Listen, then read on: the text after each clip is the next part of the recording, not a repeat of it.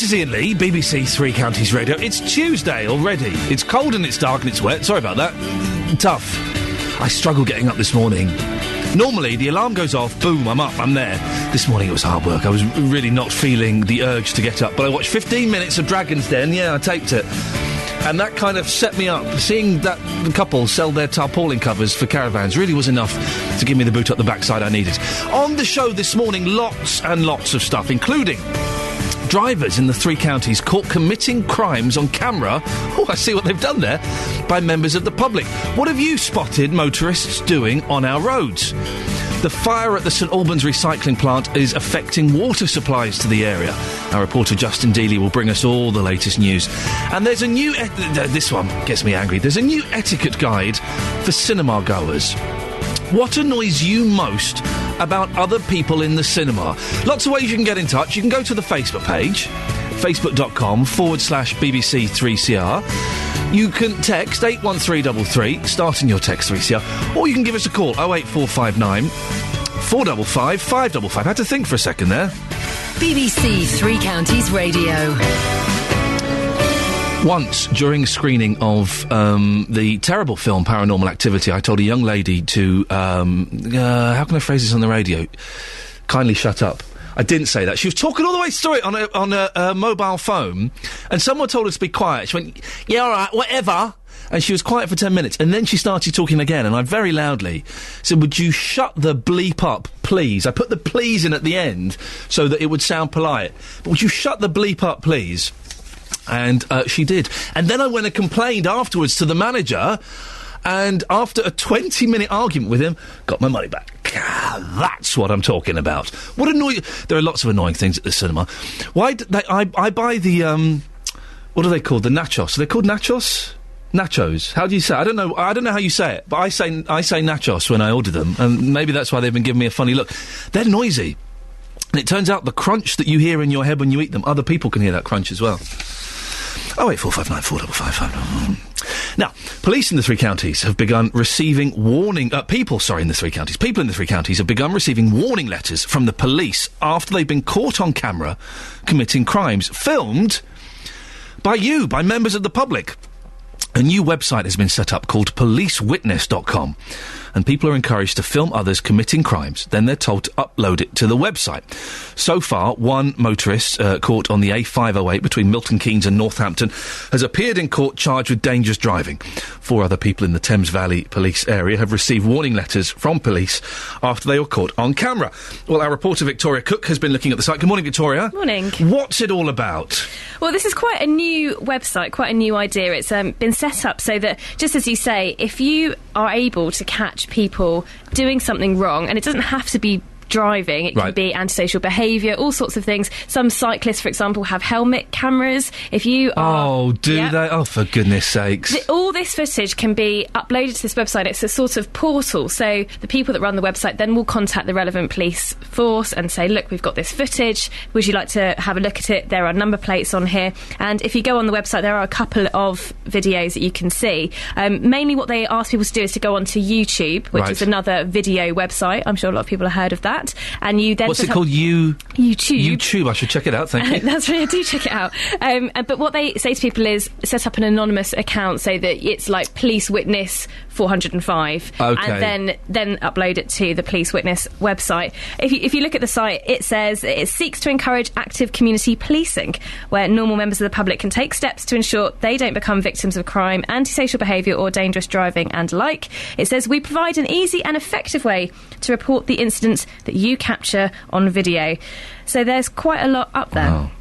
I'm surprised that cyclists have got cameras in their helmets. Oh, for good... Cyclists are always on the moral high ground anyway because they cycle, and now they're filming me driving. And I think that's come from people who maybe overtake really closely to the cyclists. And it's not only cyclists that can get special cameras for their helmets, but actually if you go on the website, there are cameras that you can get for your cars now, which sort of sit underneath the rear view mirror, and they're very small. So say if you were driving dangerously, you overtook someone and you did it really badly, you'd never see their hand. It's not like a great big sort of, television camera they've got in their rearview mirror. It's very small, but it captures your drive, and then if you have got a camera and you do capture somebody driving badly, it can go up on this website. What were the people in the Thames Valley area caught doing?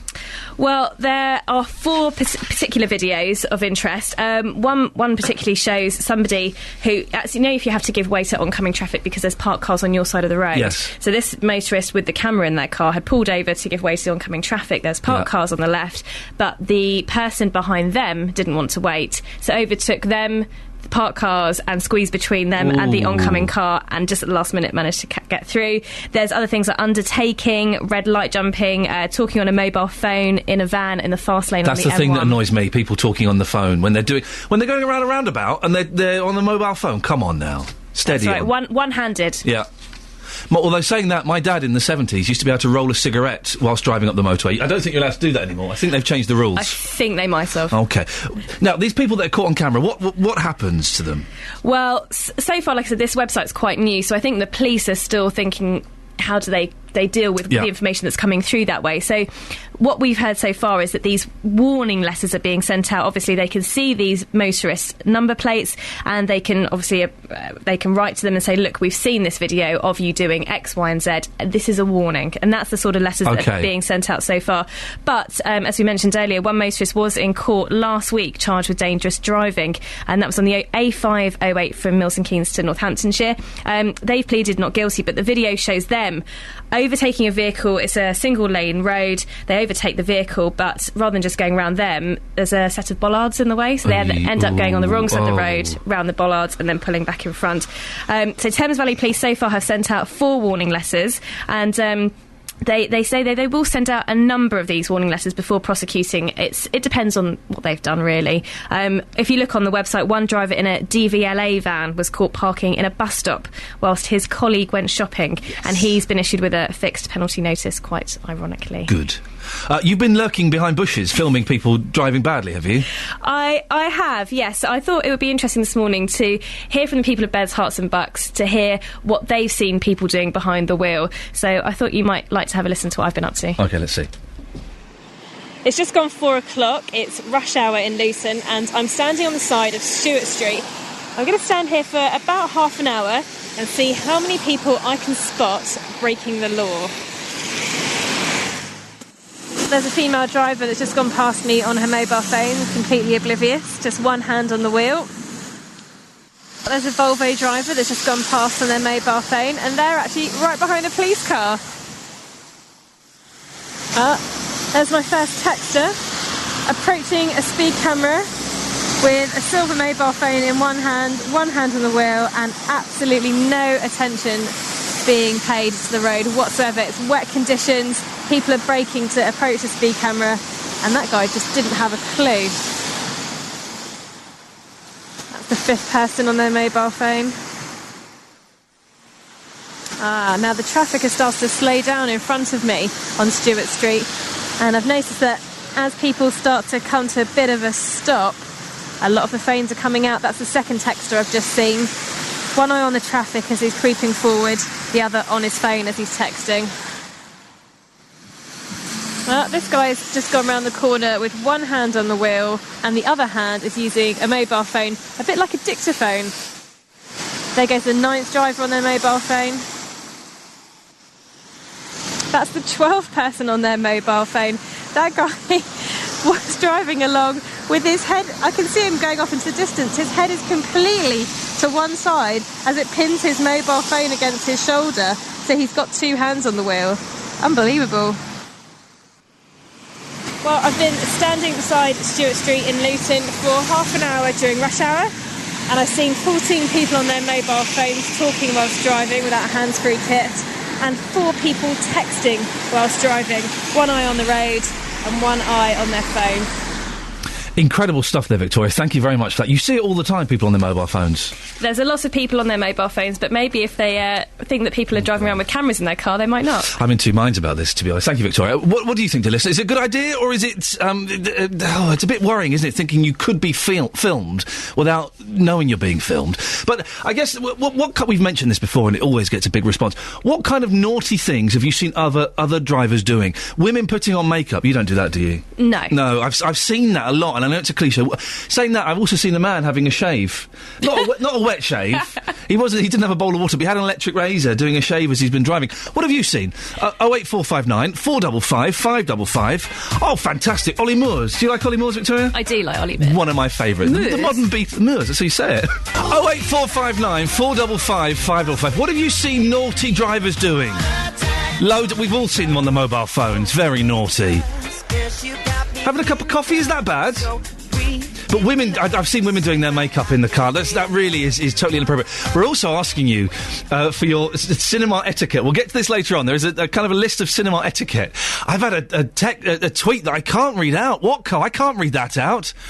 It starts off, I took a girl to the cinema once. She was really naughty throwing popcorn about. Plus she told me she'd had a bit of her body pierced. I can't even allude to what that bit of the body is, not even in the slightest. So instead, I think I'll just do this, shall I? Yes.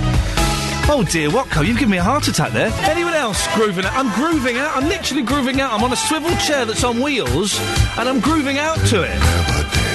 I like that man's voice, the deep voice. Every day. And once in another life, I did a whole 3-hour phone-in on who had the lowest voice. Mine was very low like that. It was good. Literally 3 hours of people phoning up, trying to do a low voice. Yes, I know. Not at the BBC. That would be completely inappropriate. 08459 455 555 is the phone number. Naughty things you've seen at the cinema. Naughty things that you've seen drivers do. And here's something you're definitely going to want to talk about if you live near... I drove past this again this morning, and I forgot this fire. I forgot all about this fire. And from about half a mile away on the M1, as you're driving up the M1... You can see it. It's incredible. This is incredible. It looks, if anything, bigger than it did yesterday. That can't be possible, but it looks like it. If you live near the scene of the huge fire at the Wood Recycling Company in St Albans, bad luck, you might be out of water. It's likely to be the case for as long as the 20-foot-high pile of wood continues to burn.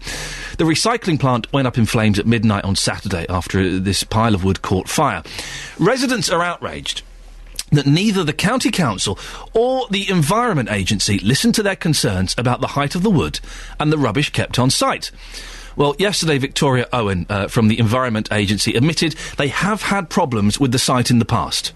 There have been fires previously on site, but that was nothing to do with wood. That was all to do with compost. We visit the site regularly. We have an environment officer who comes down to the site, and we took action in July. We served an enforcement notice on the site to reduce the volume of wood that they had. And then in September, we served a suspension notice for the input of waste, which means that they can't actually take anything onto site, but they can still remove from site. So this was to try and bring down the levels that they had. Well, BBC Three Counties reporter Justin Dealey is live at the scene again today. Morning, Justin. Morning, Ian. Describe exactly where you are and what you can see. Well, I have to say, it's pretty much the same as yesterday, Ian, to be brutally honest. The flames are still a good 20 foot high. We still don't know when this fire's going to be put out. It's Apps Pond Lane in St Albans. It's very, very close to Hemel Hempstead, which is why you can see it from Junction 8 of the motorway. It looks, I was saying that driving up the M1 this morning, it looks as big as it does yesterday. Yeah, it is, and of course we still don't know when it's going to be put out. Lots of people looking at this fire for the very first time. People travelling from north into London and vice versa. People saying, what on earth is going on by Junction 8 of the M1? Well, we spoke yesterday to Group Commander Paul Hardy, and he was saying to us that the water supply in this area is particularly poor. Now, that's having a knock-on effect to the locals here, Ian. Catherine Reardon, she lives around 500 yards from the fire, and she's had no water since Sunday, which is not great for her. We're going to be catching up with her a bit later on. But it's got to be said that unfortunately, the people locally, they're the ones who are suffering with this, because time and time again that they are not getting the supplies that they need. Catherine being one of those people. She's got a 2-year-old toddler and she's having to use other people's homes for a shower. Now, that's how bad the situation is. Why are they not having any water? It's because the fire services are using all the water. That's absolutely correct, yes. The fire service are using the water. It's particularly poor in this area, so the fire service is taking up all the water they possibly can to try and fight this fire. And of course, it is not the first time that we've been here dealing with a fire. It's happened time and time again. As I say, I have spoken to Catherine. Hopefully you can better hear that now. Catherine, we're inside your home here. You do have power, but you have no water. What are you being told? When are you likely to get your water back here? At the moment, we're being told at the earliest, probably Wednesday or Thursday, but no real indication of when it will definitely come back on. I mean, just how frustrating is that to be without water and you're being told it could be 3 days, it could be longer? It's very hard to kind of plan ahead. Obviously, it's okay to live for half a day or a day like that. You can manage with, no washing up or not putting the washing machine on. But I've got a toddler, he's 2, so he creates a lot of mess. Yeah. And not being able to, wash up after him, put him in the bath, and even just keep him basically clean is quite a worry. And obviously, it's general sanitation issues as well. So I presume you're going elsewhere. If you've got a 2-year-old child, as you mentioned, he's got to be cleaned. Where are you going for that now? At the moment, I'm begging and borrowing and stealing from friends. So this afternoon, we all went round to a friend's house and prevailed of their hospitality. But, not sure, really. It depends how long it goes on for. And our listeners were very, very angry about this because they were saying everyone could see it was an accident waiting to happen. You, again, like our listeners, totally go along with that, don't you? Absolutely. We've been watching the pile of rubbish get bigger and bigger and bigger there over recent months. And... it clearly was an accident waiting to happen, and my frustration is that it could have been prevented. I'm sure I'm hoping that it would have been prevented, and I don't understand now why everyone else has to suffer from what looks to us like a company that's been quite negligent. You can look along this road and you can see the site clearly. You're about 300 or 400 yards away from it on the A4147. What's it like along this road with the lorries? Because your house is actually on this road. Yeah, we get a lot of heavy traffic from the lorries. Normally they come thundering right past the window, tend not to adhere to the speed limit, which is a concern for us anyway, again, having a young toddler and living on a main road. So it's been quite nice respite over the last couple of days, not having any of the lorries coming past, I have to say. But hopefully maybe this will make people think twice about whether they are allowed down a road like this and the fuel that they're carrying. And should this recycling plant be shut down now once and for all? Because we're talking here about this fire, there's been previous fires as well. Is it about time now it was simply closed down once and for all? I think so, yes, definitely. Yeah, I think they've had enough chances, and from what I can understand, they've had enforcement notices given to them in the past that they haven't adhered to. As you say, it appears that it's not the first time that this has happened, so I think enough's enough for the local residents and for the good of the environment and the community. So there you go, the words there, Catherine Reid, and we got there in the end, apologies about that. That's but right. She lives locally here. Affinity is her local water company, and she hasn't got a major issue with them because they're doing all they possibly can. So, for example, last night they were delivering bottles of water to her, which is fine, but of course she needs that hot water. She's got a young child. She's been here for 9 months or so. I also said, has it been 9 months too long? Well, no, because she does love living in this area. It's just this recycling plant which has caused her problem after problem. Justin, listen, thank you for that. Go and get yourself a bacon butty. We'll be back with you a little bit later on in the show. If it's been affecting you... Across beds, hearts and bucks, this is Iain Lee on BBC Three Counties Radio. Coming up before 7 o'clock, you're in the pictures, right? Lights go down. You get the adverts for Frankie's. It's time for a Frankie's. Do they still advertise Frankie's, the hot dogs? I don't know. It's been a while. Then someone switches on their mobile phone, or there's a ring, or someone starts talking really loudly. Sound familiar? Well, a cinema etiquette guide has been published listing all the things you shouldn't do. I'm keen to get your calls on this. This is one of the things that annoys me. Going to the pictures is so expensive that when people ruin the experience, I get furious. What naughty things have you experienced in the cinema? And Mid-Beds MP Nadine Dorris. Heard of her? Yeah. She did her first bush tucker trial in the jungle last night. You can find out how she got on with BBC Three Counties political reporter Paul Scoins. Now, we were talking earlier on to our reporter Victoria Cook about this website where people film bad driving, crimes in general, but bad driving seems to be the focus of it, and then upload it. And she mentioned that you can get little cameras to put in your car, just behind the rearview mirror, that film things. And I thought it sounded a bit odd, but we've had an email here. Don't know who this is from, but my brother has one of those mini cameras fitted under his rearview mirror. Had an incident with the driver. There were hand gestures, which upset my brother. The other driver got my brother to stop. They got out and was getting aggravated. My sister-in-law rang the police, which annoyed the other driver even more. My brother then happened to mention he had it all on camera. The guy then jumped on his car, jumped the curb, and drove off. The police arrived, looked at the evidence and logged it all. 2 days later, they arrested the other guy. Well, maybe there's something in that. Craig is from Houghton Regis. Morning, Craig. Morning. What do you think about... Where are you? Under a waterfall? No, sorry, I'm on the M45 at the moment. That's quite all right. In that case, we should let you continue. What do you think about these cameras on cars and bikes?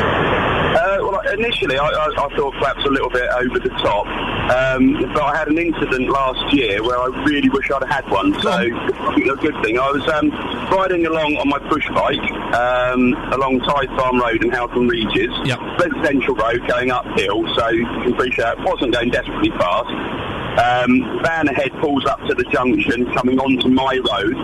I moved out slightly to try and improve their view of me, and just as I went in front of the van, the woman driving pulled out straight into me and knocked me off onto the floor. Oh, she did a Wiggins. You did a Bradley Wiggins. Yeah. So I broke my hand as a result of that, and my bike. I went over to her and she just aggressively said, "Where did you come from?" Oh dear, I couldn't operate in front of you, did I? I've just ridden up the road. Yeah. And I said, "I need to get your details," and she said, "Oh, we'll do it at my house, it's number 37, and drove off. And number 37 what? That street? No, she didn't bother with that bit of information, I'm afraid. Craig, listen, we'll let you go because it's very, very noisy, but what a story. So maybe are you a cyclist? Would you consider having a camera? And can I speak freely about cyclists? There's a certain arrogance about cyclists, isn't there? And I sometimes I cycle, but those that regularly cycle, there is a slight arrogance. Because you're cycling, because you're saving the environment, because you're and let's be honest, we've all seen bad driving, we've all seen bad cycling as well, though, haven't we? Is that arrogance? Am I imagining it slightly? 08459 455 555. I don't want to make this anti-cyclist because I cycle. My father-in-law cycles. He cycled sections of the Tour de France, for goodness sakes. I have a lot of respect for cycling, but some of them just a little bit arrogant. You think kind of better than everyone else, really? 08459 455 555. And what bad things have you seen drivers do? I've seen cyclists on mobile phones. I've seen cyclists with headphones in, listening to songs on their Walkman. Are you joking? Have your ears free so you can hear when I come up behind you and beep you for going two abreast. I'll calm down now and listen to ABBA, shall I? Yes, I think that's probably a good idea. Right, so imagine the scene. You're in the pictures, right? The lights go down, the film starts, and you're having a good time, even if you're watching a slightly ropey film. And some of them, let's be honest, are ropey. Looper, for example, was a massive disappointment. It didn't work on any level. But suddenly, the person 2 rows behind you starts chatting, and it's that loud whisper. You know, a whisper, you can't hear a whisper. But when they're doing that loud whisper... Or then there's a fella in front of you and he's getting texts on his phone and he's not turned the bleep off. Sounds familiar? Well, never fear, because an etiquette guide for cinema goers has been put together after a poll revealed that more than half of audience get annoyed by people talking during the film. Just over half? Really? Our reporter Nia Visser asked Luton cinema goers what annoys them most when going to the flicks. People making a lot of noise, talking, walking in front of you. When you're sitting on the outside, they want to get to the closest seats. I know they need seats, but it's a bit annoying. When they have their phone still on, it's really annoying because you can see the light in the corner of your eye and it's really distracting. And if they don't turn it on silent, it's also really annoying for me. I think it's talking in the cinema and like giggling and throwing popcorn, and also when you're trying to like concentrate, sometimes the cinema is just annoying. People throw popcorn a lot. Popcorn, M&Ms, just throwing food. You know, you go to the cinema to just watch it in peace and quiet, so people shouldn't be talking, or mobile phones are fine as long as they're on silent. Somebody who's just seen the movie before and like, oh, this bit's going to come up, it gives away like the storyline before it comes up beforehand. When then people start talking loudly, sometimes you get certain people who want to discuss a certain scene that happened in the film, then they talk loudly, and you're just thinking, that's it. Would you ever talk in the cinema? No, I wouldn't, because I know how it feels, when I'm trying to watch a film and people are talking. I think it depends how loud you're talking, to be honest. If you're whispering, that's okay, and you're asking a question, that's fine. It depends how loud you're talking. If you're asking a question, that's fine. No, it's not fine. Shut up. Shut up. As I've said before, I have no qualms about telling people to be quiet in the cinema at all. It's cost me a fortune to go there. You're going to be quiet. Well, Jason Valentine is the general manager from the Broadway Cinema in Letchworth Garden City. He joins us now. Morning, Jason. Morning. Talking is not fine on any level, is it, in the pictures? No, completely not. The full concentration when watching films is where it needs to be, I think.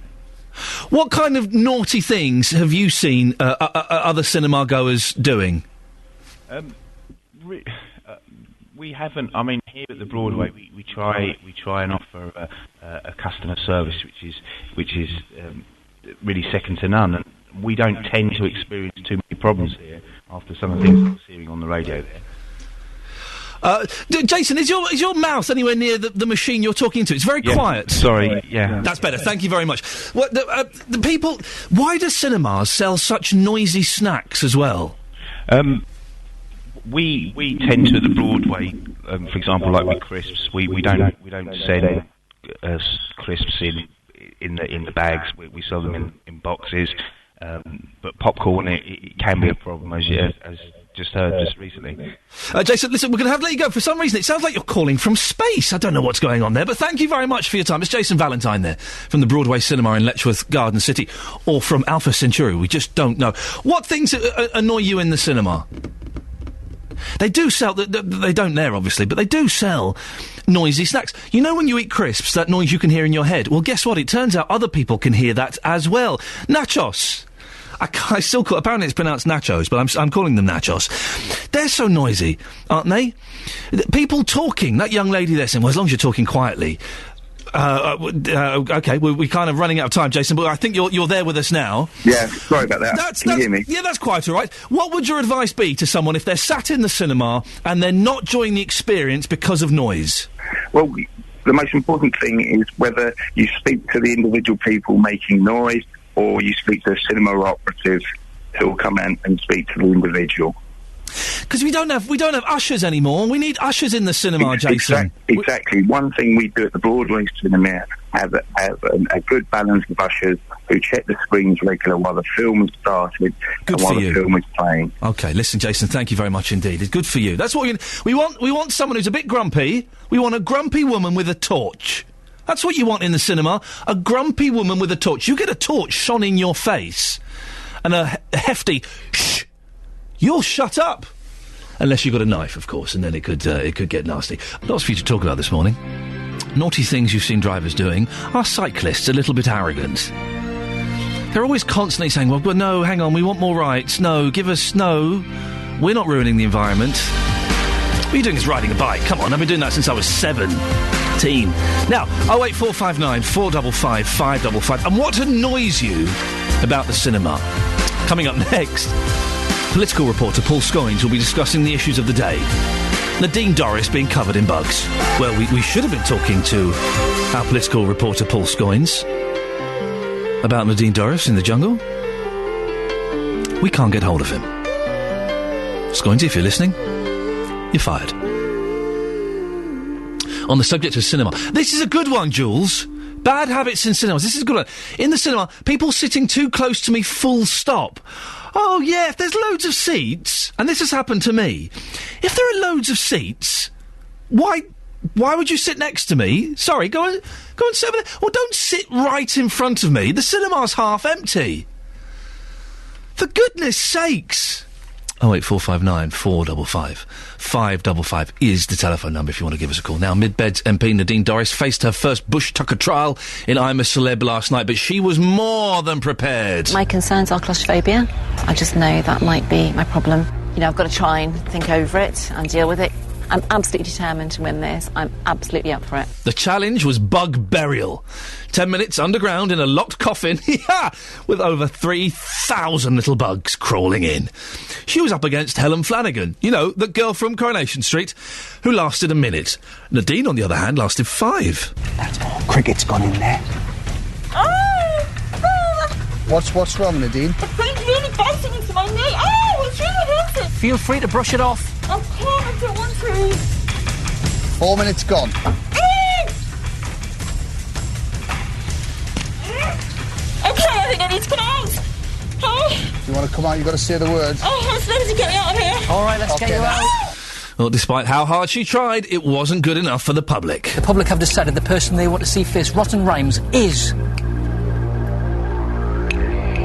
Nadine. Boom. Nadine, we'll see you at the Bush Tucker trial area later on. Have a good day, everybody. Okay. See you later. Bye-bye. She's gonna get them all, isn't she? Did you see it? What did you think of it?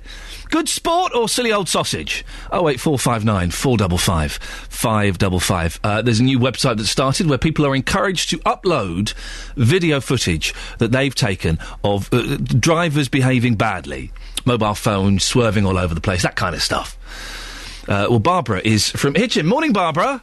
Oh, yeah, good morning, Ian. How are you? I'm OK, thank you. Now that you've asked me, I'm going to tell you. I've got a headache for the 5th day running.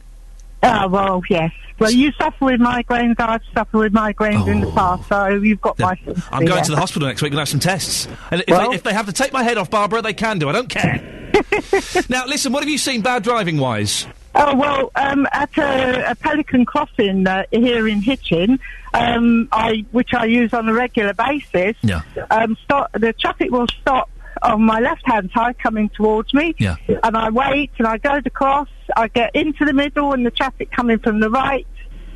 It's as though you're not there. They don't see you. Hang on, you got that the wrong way round, haven't you? It's the traffic on the right-hand side is stopping. Oh, sorry, yes, the right-hand side. You were confusing me. I thought you were crossing in America or something. Well, it's first thing in the morning, isn't it? Tell me about it, my love, yes. So yeah, I know that. I've had that. So you get halfway across and the other side is still going. Yes, that's right. And it's not the first time. It's about 3 times on the same crossing.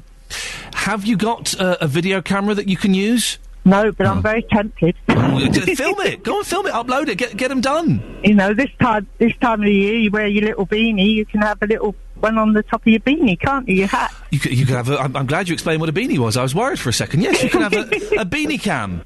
That's right, a beanie cam. A beanie cam. Sarah Beanie's got one she uses all the time. Barbara, thank you very much. Here's an interesting thing. I think it's Pelican Crossings. Have you ever noticed, right? Underneath the you know where you press the button, and if you've got kids, the kids always have to press. I want to press it. I'll press the button. Underneath, there's like a little black cylinder. Have you seen that? It's sort of, it's like a cone, a little black cone. Have you seen those? I think it's Pelican Crossings. I'm never quite sure which one's which. Right. Do you know what they're for? I'll tell you. Do you know what they're for? They're good, right? They're the little black cone underneath. And when the light goes and you're allowed to cross, they start spinning, and they're for deaf and blind people. So the deaf or the blind, a deaf and blind person holds the little cone. When it starts spinning, they go, oh, OK, right, I can cross the road now. Now, how a deaf and blind person will be crossing a road on their own, I don't quite know. I don't know how that works. But that's what they're for. And now you know that, you're going to see them everywhere. I constantly see them, and I'm constantly holding the little black cone underneath the thing where you press the button. 08459 455 555. What bad driving have you seen? We see it all the time. Oh, I saw one the other day. This fella cut me up terribly. Oh, he was doing that thing where he was right up my backside because I wasn't going fast enough for him. I wasn't going fast enough for him. Right up my bottom. Then he overtook me and then braked in front of me. Oh, I see. Right. OK, so I wasn't going fast enough for you. So you're now going to drive really slowly. So I slowly. Oh, OK. Yeah, I get what you're doing. Thanks very much for that.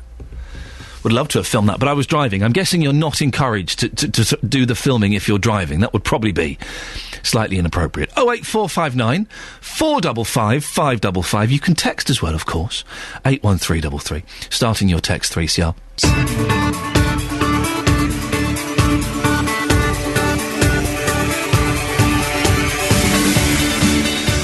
So this is Iain Lee, BBC Three Counties Radio. Lots coming up on the show that I know you'll want to give your opinion on. So I'll give out the contact details in a bit. Always good to get your voice on this. In the next hour, 3 counties drivers have been caught committing crimes by passers-by. What's the worst example of bad driving you've seen? I saw someone having a shave once. Yeah, I did. Not a wet shave, that would be ridiculous. But an electric razor while they're having a little drive.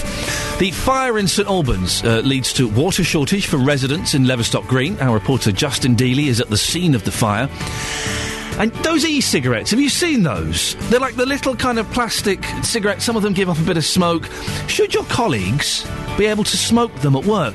Legally they can, but do you mind if they do? You can get in touch lots of ways. You can go to the Facebook page, facebook.com/BBC3CR. You can text 81333, starting your text 3CR, or you can give me a call, 08459 455 555.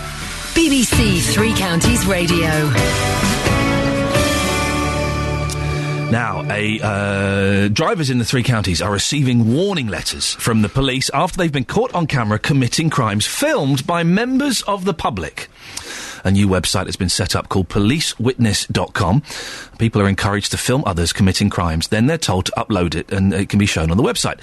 So far, one motorist caught on the A508 between Milton Keynes and Northampton has appeared in court charged with dangerous driving. 4 other people in the Thames Valley Police area have received warning letters from the police after they were caught on camera.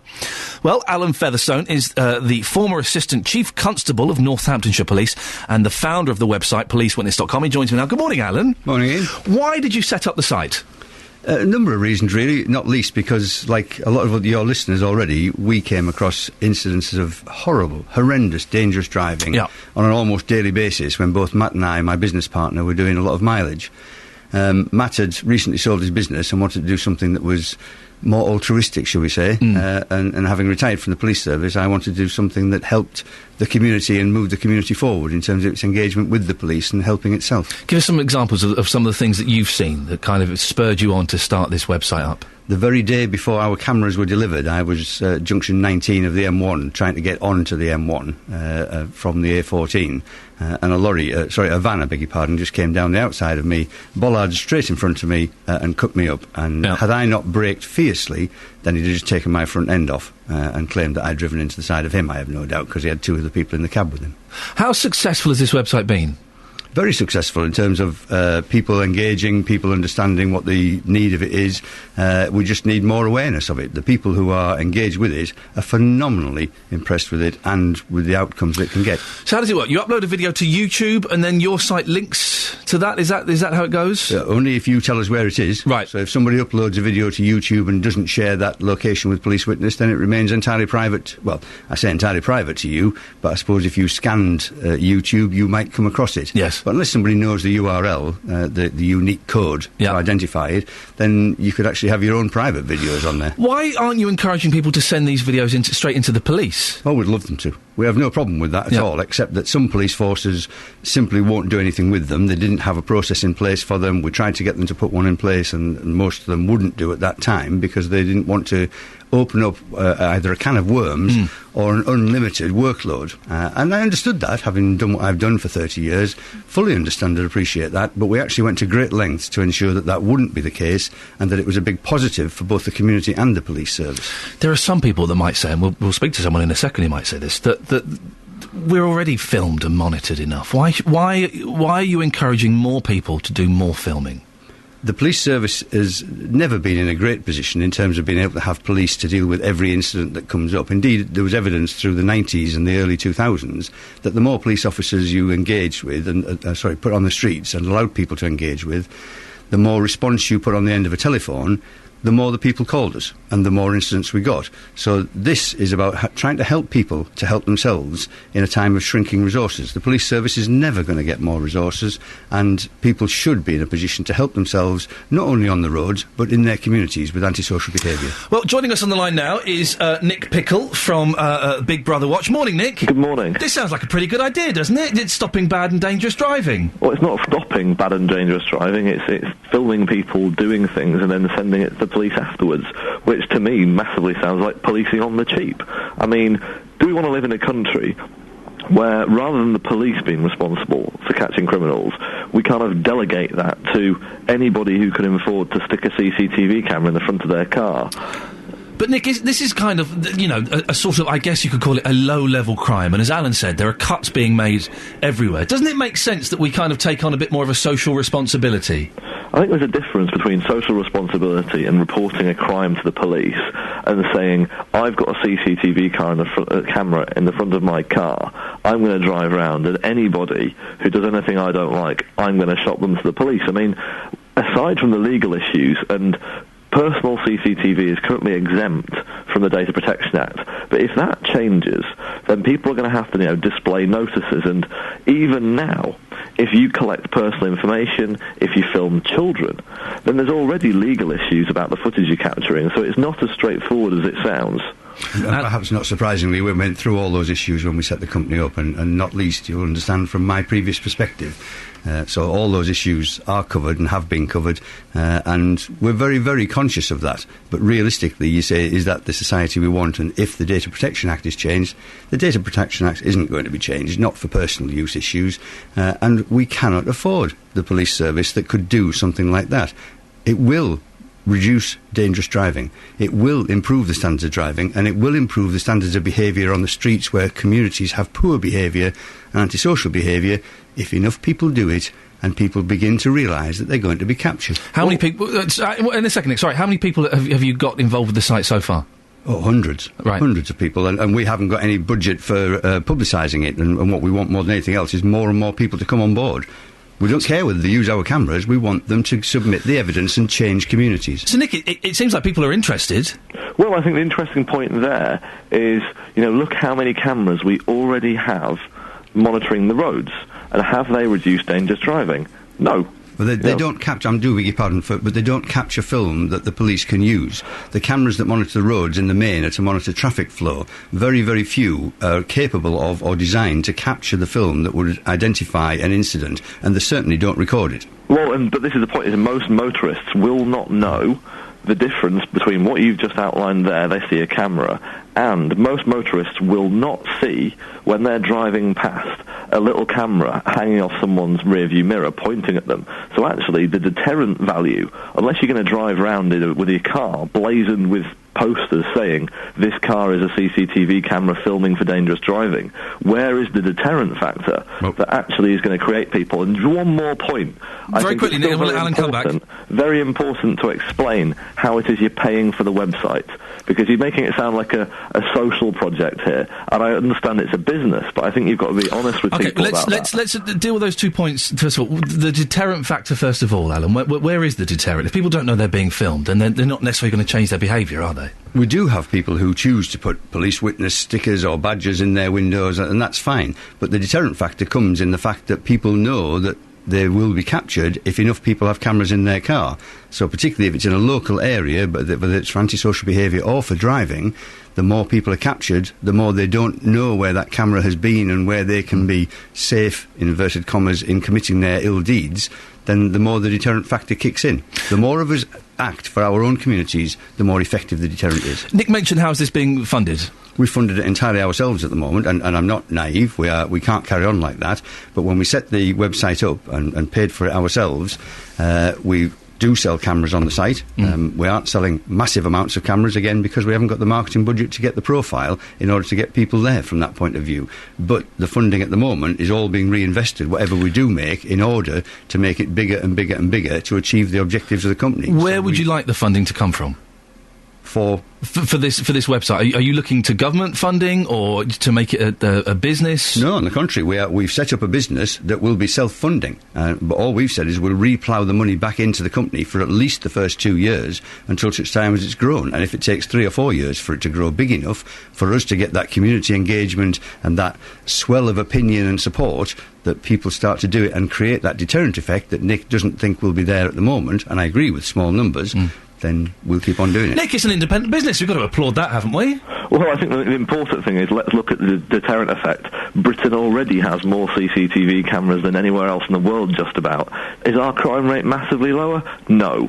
We don't see the crime reduction because CCTV largely stopped having a deterrent effect about 10 years ago. Nick, can I ask, do you drive? Yes, I do. You must have seen some awful driving. I drive every day up and down the M1, and the number of people I see on their mobile phones cutting me up, getting up my backside... There's got to be some form of justice, hasn't there? Well, and perhaps this is something that people should be asking. Why is it the police forces are far more interesting sitting and watching people doing 85 miles an hour in the outside lane rather than going after people who are dangerous drivers? There's a big question about police priorities here, but I think, let's be honest, what this is a situation where a very, very well-meaning business has been set up to sell CCTV cameras and is telling us we need more CCTV cameras. That's not really a surprise. And Alan, did you just agree with Nick there? I hear about the police service. Well, there you go, you see. Look, priorities, I'm going to end it there on agreement with both of you on something. Is that okay, Nick? By all means. Thank you very much. We've got Nick Pickle from the organisation Big Brother Watch, Alan Featherstone. I thought we'd try and end it on a slightly lighter note if we can. Thank you very much. Policewitness.com is the website if people want to go and have a look at it. It is. And see what's going on there. Yeah, okay. and please engage. Yeah, and if you listen, we've all seen terrible driving. We've all seen it. You if you're in your car now, look to your left and your right. There'll be someone on a mobile phone. It's one of the things that annoys me. It really does annoy me. Yeah. Just spoke to Alan Featherstone there from policewitness.com, a site that encourages you to film crimes. It's not just car crimes. Although that's kind of what we're focusing on, because I think that's sort of the main focus at the moment. To encourage you to film these crimes, upload them, and then the police are made aware of it. Now, part of me thinks it's a cracking idea, because I do a lot of driving, and I see some idiots driving. And then part of me thinks, well, actually, maybe it's not such a good idea. There are so many cameras. Is it bad that we're being filmed so much? I genuinely don't know. Normally, with these kind of things, I have a strong, definite opinion on what I think is right and wrong. And this one, I don't know. I'm open to your persuasion on this. 08459 455 555. Stephen Luton, good idea or bad idea? It's a disgusting idea. Why?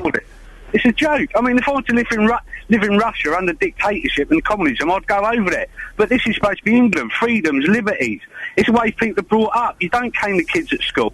You don't beat the criminals when you get hold of them, like you used to do in the good old days. There's no discipline. The kids can do what they like, and then you want to whinge when they throw a brick at someone's window. Hang on a minute. What's this got to do with bad driving, Steve? Well, I'm talking about generally. Right, so do you, yeah. So, do you think it's a good or a bad idea that we're? It's a bad idea. No, let me finish the sentence, and then you can answer the question with knowing what I'm talking about. Do you think it's a good or a bad idea that we are encouraged to film bad and dangerous driving? It's a bad idea. Even though it might save lives. No, at the end of the day, it's down to. At the end of the day, the system is obviously failing people because if they trained them properly and made the test more rigorous, then people would obviously drive better. But at the end of the day, if you design mobile phones, people are going to do it. You can sit there, I can sit there. We won't do this today. You guarantee that somewhere along the line today, we're going to speed. You're going to speed today. Everybody speeds. Everybody might jump the odd light here and there. Listen, I might sped. I might speed every now and then. I don't jump traffic lights. No, well, I'm just saying, people are going to do things. Well, yeah. You wake up. It's not just the speeding, and it's not just the jumping the traffic lights. It's people swerving all over the place. It's people cutting people up. It's people driving right up your backside to try and make you go a bit faster. Steve, that's dangerous. Yeah, it's dangerous, but we're humans. We're not robots. We're people. We do things. We all do stupid things. Of course we do, but if people admit it, you say we should be a fair argument. You said, for some reason, I don't quite know why, that we should be caning kids, right? But then you're saying we shouldn't be punishing adults when they break rules that are potentially life-threatening. If you got it right in the first place with the training, then you wouldn't have the problem, would you? I mean, people can go. I mean, drivers today, some of them are useless. I mean, they'll go at 30 miles per hour, ridiculously slow. And we're used to driving at 35, 40. Hang on, if it's 30 miles per hour and a 30 mile per hour speed limit, then that's fine. That's right. Yeah, but what's wrong with doing 35 and 40? If you're driving down the road, there's nobody about. But if the limit... It's harmless. No, it's not harmless. Steve, it's not harmless, though, because people get killed. If sticking to the speed limit is a good thing, isn't it? I'll tell you what, if that's the case, if you want to do all this filming of people, right, why don't you just ban everybody driving a car and let's just walk to work, It's not a bad idea, actually, Steve. He's ended... I thought he was talking nonsense up until then, and he ended on a good point. Let's just ban everyone driving. I'm up for that. Thank you, Steve. Always good to talk. 08459 455 555. Now, if you live near the scene of a huge fire at the Wood Recycling Company in St Albans, you may be without water. And if you're wondering, am I living near that place? If you have to question it, then you're not living near it. You'll know you're living near it, trust me. Being without water is likely to be the case for as long as the 20-foot high pile of wood continues to burn. If you are without water, could you give us a call? 08459 455 555. The recycling plant went up in flames at midnight on Saturday, and residents are outraged that neither the County Council nor the Environment Agency listened to their concerns about the height of the wood and rubbish kept on the site. Well, our fire correspondent, Justin Dealey, is at the site now. Good morning, Justin. Oh, no, hang on, sorry, Justin, I got the wrong fader. You're there. Morning, Justin. Yes, hello, Ian. Pretty much exactly the same story as yesterday morning. Just been onto the site a few moments ago. The flames are still, a good 20 to 30 foot high, still extremely hot. Before 8 o'clock this morning, we are going to be talking to Dean Risley, who's from Hearts Fire and Rescue. But here's a local, first of all, Marlene Pincott, who lives just a matter of a couple of 100 yards away from this site. Marlene, welcome to the programme. Be brutally honest here. What's your experience of this recycling plant? I've had constant problems with this site for the last 8 to 12 years. Varying things, because they've actually changed from a composting recycling site now to the wood site. So even though the problems have changed in nature, we're still getting major problems with the site. And forget about fires, what about the smells as well? We used to get lots and lots of bad smells with the composting site, so bad that I used to have to cancel family occasions and barbecues, etc. And now with the wood recycling, the most annoying thing is all the sawdust and fine sawdust in the air. You can't actually wash your car because 10 minutes later it's covered in sawdust. And also the noise from the diggers working right on the top of these 20-30 foot mounds, which obviously I don't think for health and safety is very safe. I spoke to Catherine earlier on this morning. She hasn't got any water. What's the situation with you? I've got a very, very limited water supply. If you wait long enough you can actually fill a kettle, but you certainly obviously can't have baths or showers or anything like that. And what about power as well?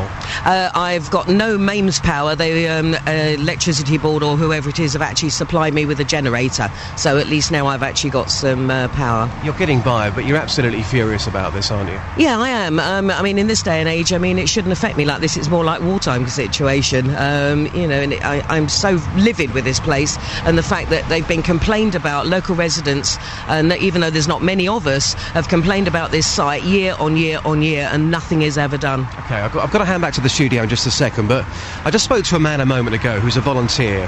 He's with the firefighters, he's helping them, he's serving tea and food. We'll talk to him in detail a bit later on, but he was saying, do you know what, I'm so angry. I'm a local, and I wish that I'd phoned up the Environment Agency because we all knew this was going to happen. He was really angry with himself. Well, you've done that time and time again, but you've got nowhere. Oh yeah, we've warned the Environment Agency that they're flouting, I think, every single regulation that they've been given on the site as regards to what they're allowed to do and they're not allowed to do. And even though you do complain, nothing's ever done. Thank you very much indeed for your time. That's Marlene Pincott, who lives a matter of a couple of 100 yards away. You've heard the passion there, Ian. Yeah. These people clearly not happy about this furious situation, and it could be burning, of course, for days, if not weeks. Oh, it's going to be weeks. They've not even touched it, have they? You saw it yesterday. They've not even touched it. Well, the fire officer said to me earlier on this morning, and again we'll hear from him before 8 o'clock this morning, they are containing it. Yeah. The key for them, and there's mounds of wood around this site, the key to them is that this fire does not spread. At this moment in time, they are simply containing the fire.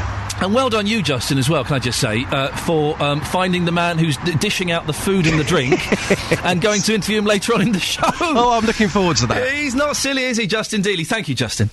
If you are without water, or if it's affecting you in any other way, do give us a call, 08459 455 555. Well, Tony Swendell is the independent councillor on St Albans District Council, who represents the Potter's Crouch area where the fire is burning. He joins us now. Morning, Tony. Good morning, Ian. You've been calling as well, haven't you, for the centre to be shut down. Why? Because its position is too small. The waste that it burns, the last fire, was allowed to burn for in excess of 3 months, and that was manure and stuff from Whipsnade Zoo. And the air was foul, the air quality was foul. This is just another punctuation mark in a long line of incidents at that site. Tony, am I right in saying there was a fire there about 6 months ago and one about 6 years ago? I don't know much about the 6 months ago, right. But 6 years ago, definitely. It does seem odd, doesn't it, that this company, with a history of at least one other fire, has been allowed to carry on, and this incident has been allowed to happen. Indeed, and there's no guarantee that it won't happen again. The pile of that wood chip was so high it looked like a ski ramp. There have been prosecutions, haven't there, in the past for the breach of the licensing conditions. I'm just confused as to why they were allowed to continue to operate if they were breaching licensing conditions. The site was opened in 1999 as a composting operation for waste disposal and processing, and a planning permission was granted by the Herts County Council in accordance with their statutory waste management function. But the conditions of the waste management licence are monitored by the Environmental Agency under their statutory functions, and I don't know how many times they've been on that site. There was a prosecution in 2000, and there was heavy fines lobbed out. But basically, you're agreeing with those residents we heard there, you want it closed? Want it closed. Look at this position. It's right by the M1, and anybody that remembers what happened down in Taunton with mist and smoke realises that motorways have to be closed if smoke drifts across the motorway, because that caused a huge accident where there was deaths and serious injuries. And I believe a man's been prosecuted there for running the fire. We have been lucky with the wind so far, haven't we? In that it's not particularly affected that smoke. So far, but it goes in all directions at different times, and everybody cops it, don't they? Tony, listen, thank you very much. Tony Swendell, independent councillor on St Albans District Council. Well, BBC Three Counties have asked both the council and the company involved to come on the programme this morning, but guess what? No luck. When asked if wood recycling services were in breach of regulations and who would investigate this breach, Hertfordshire County Council gave us this statement. Richard Thake, the Cabinet Member for Environment, said, earlier this year, the owners... It's quite a long one. Sit down, have a cup of tea. Earlier this year, the owners of the recycling centre were issued with notices by Herts County Council and the Environment Agency to reduce the quantity of wood on the site. The owners had until the end of August to comply with the County Council's notice. The recycling centre failed to meet the deadlines, so the Environment Agency, as the regulating authority for the site, suspended the company's environmental permits in September, which prevented the centre bringing more wood onto the site. We are exploring what legal action to take next to get the owners to comply with their permits. Meanwhile, the company at the site, Wood Recycling Service, are not answering their calls. The line seems unavailable. Well, there you go. We will keep trying to get them on the show. Let's see what happens. Call 08459 455 555. 08459 455 555. BBC Three Counties Radio.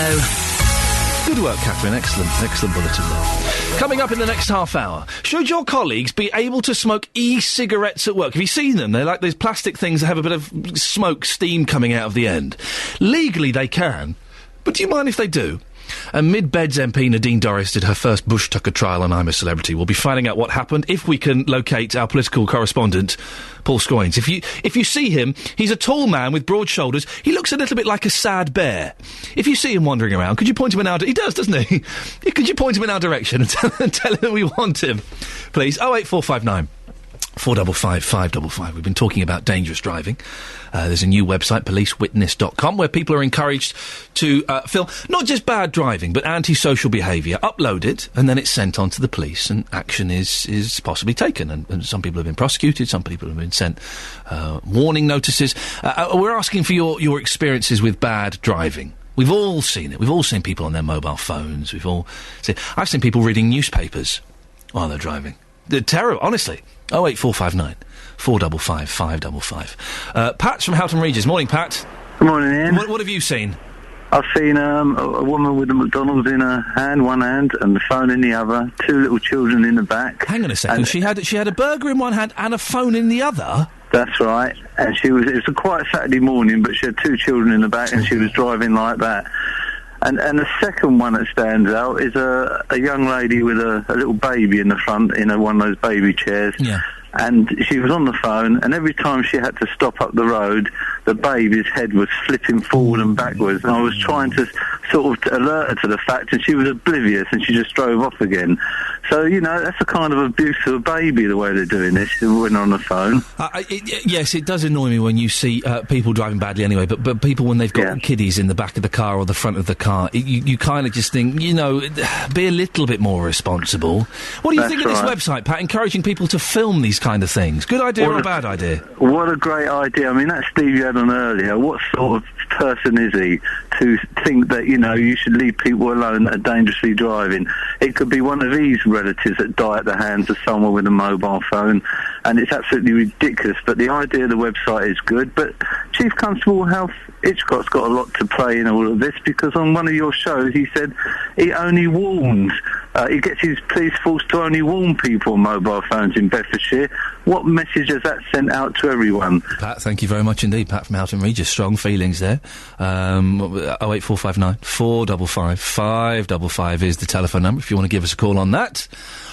The thing is, isn't it, if the police were to stop everybody who was driving along with a mobile phone, they wouldn't have time to do anything else, because, you know, if you're in your car now, have a look left, right and behind, if you can, if it's safe to do, obviously, let's not be crazy. There's someone on a mobile phone, isn't there? Isn't there? If not, then you've definitely seen at least 3 this morning since you've been in your car. You could be on a mobile phone right now, are you? Naughty. Naughty.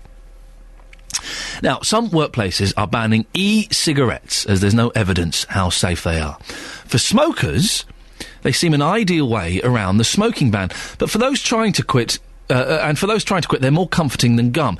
Have you seen them? They look a little bit like a real cigarette, but users are inhaling water vapour containing nicotine instead of smoke and tar. Dr. Vivian Nathanson is from the British Medical Association. Good morning, Doctor. Good morning. I'm always surprised at these things that are supposed to help you quit smoking that still contain nicotine. Because the nicotine is the thing that you want to stop, isn't it? Well, nicotine is the thing that makes you addicted, but nicotine is not the main cause of the cancers and heart disease. So that's the balance that we have to strike. And in fact, it's probably reasonably safe if you were taking pure nicotine in the right sort of doses to carry on with it for a long time, although really we prefer people to try to give up their addiction. What are the issues with e-cigarettes? Surely they're fine, aren't they? Well, firstly, the Food and Drug Administration in America did some tests on 2 brands, and they found that many of them contained cancer-causing agents, that they weren't, in fact, pure nicotine. Secondly, they look like a cigarette, and they reinforce the way in which you handle a cigarette and put it in your mouth and so on. They produce a vapour, they light up, so other people looking at them think that you're smoking, and in some circumstances people light up real cigarettes because they think it's allowed in that place. And they reinforce to the person using them the normalcy of that pattern of use, of using your mouth and inhaling and getting a nicotine kick. So they don't necessarily psychologically even help people who are trying to quit. So there's a number of concerns there. So they could enforce, because of the nicotine and because of the habit you've got of holding something in your fingers and putting it in and out of your mouth, that's going to be an addiction itself, isn't it? Indeed, absolutely. And that can reinforce, as I said, the sort of smoking addiction. So the move between using the e-cigarette and using real cigarettes may be reinforcing one another rather than helping people to quit. Unlike, say, the gum and the patches and all the other forms of nicotine delivery, which may reinforce the abnormalcy, as it were, of smoking these days. I'm assuming these things have been tested scientifically, is that right? There's been some testing, there hasn't been enough. And certainly no long-term tests to look at the long-term harms, and indeed to look at whether all of those that are currently on the market are in fact pure and delivering what they say they do. As I said, the US tests 3 years ago actually showed that they weren't. This vapour that comes out, is there a problem? We all know about passive smoking, although some people would deny that exists. Is there the problem with the passive inhalation of the vapour? Well, that's always certainly a possibility. There's likely to be nicotine in it. It may not be in large doses, but it may reinforce the addiction in people who are trying to quit. We just don't know. And again, that's another reason for saying why should non-smokers and non-nicotine addicts be exposed to something which may cause them some harm, but we don't yet know. The thing that annoys me, Vivian, and maybe you can or can't comment on this, is the smugness of these people.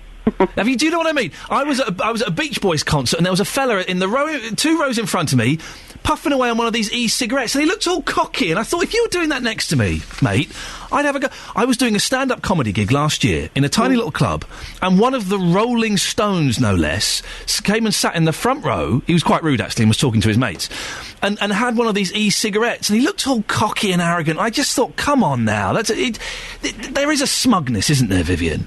Well, I don't know, because I've not seen enough people use you them. know there is. But I think that the problem is that, as I said, it's reinforcing the smoking habits. The people who are addicted to their cigarettes are using them currently in the belief that because they're not regulated, and it's only some workplaces that are banning them, that they can get away with doing that.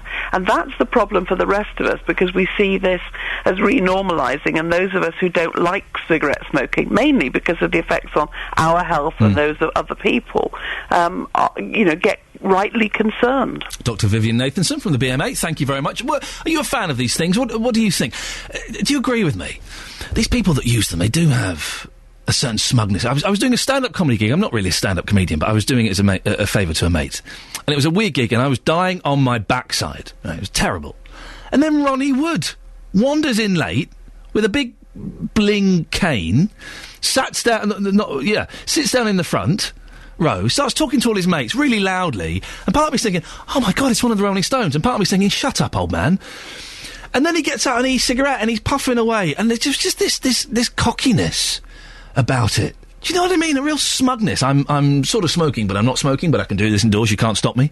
Legally, you can't stop me doing this because there's no law against it. That kind of arrogance. Maybe I'm being too sensitive. 08459 455 555 is the phone number. Filming cars and traffic incidents. Good idea or bad idea? There's a new website set up that encourages you to do that. Ian's from Luton. Morning, Ian. Good morning, Ian. It always excites me when I meet another Ian. Can I ask you, sir, do you spell it properly? I-A-I-N. Yes, my brother! Come on! I hate these people that spell Ian I-A-N. What do you like? That's not how you spell it. Thank you, brother. Now, no problem. Cameras in cars and things like that. Are you a fan of it? Not particularly, no. Go on, why? Like the gentleman from the civil liberties people said, I do believe it is an infringement of civil liberties. It's not going to stop bad driving. The only way to stop bad driving is to educate people properly and to have enough police officers on the road as the deterrent. But Ian, we know there aren't enough police officers. They're facing millions of pounds in cuts. So isn't it right that maybe we as a society should be kind of looking out for these sort of things and protecting ourselves?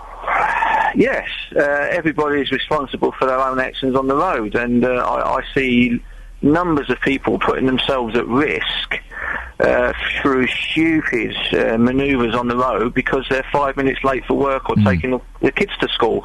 You know, the reason an accident happens is because somebody's doing something that they shouldn't be doing.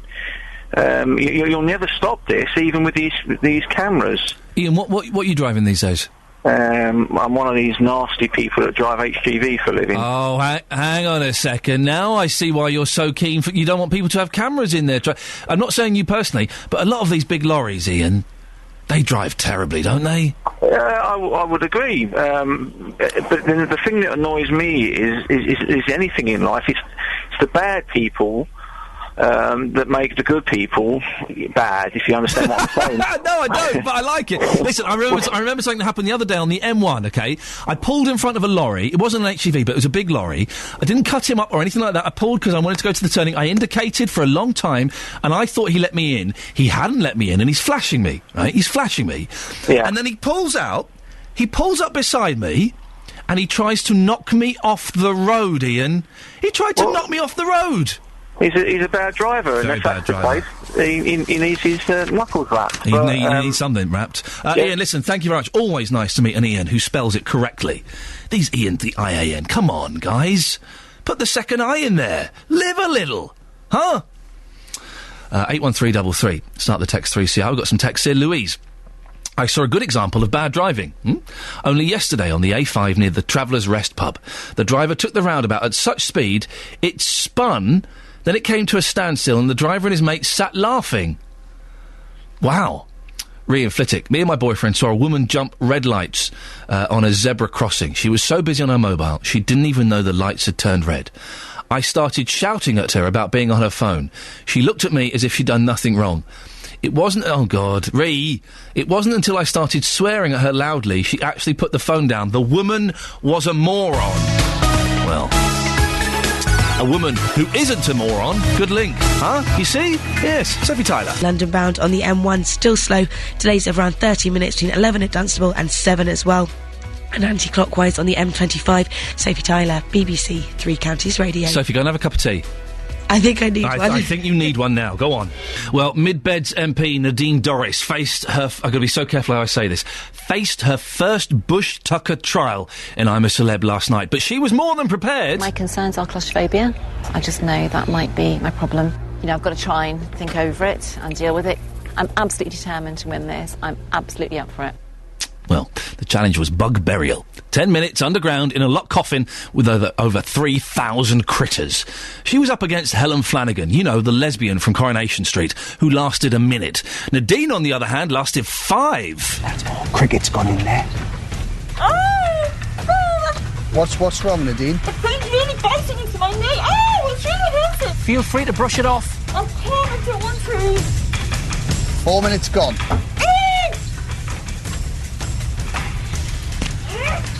Okay, I think I need to come out.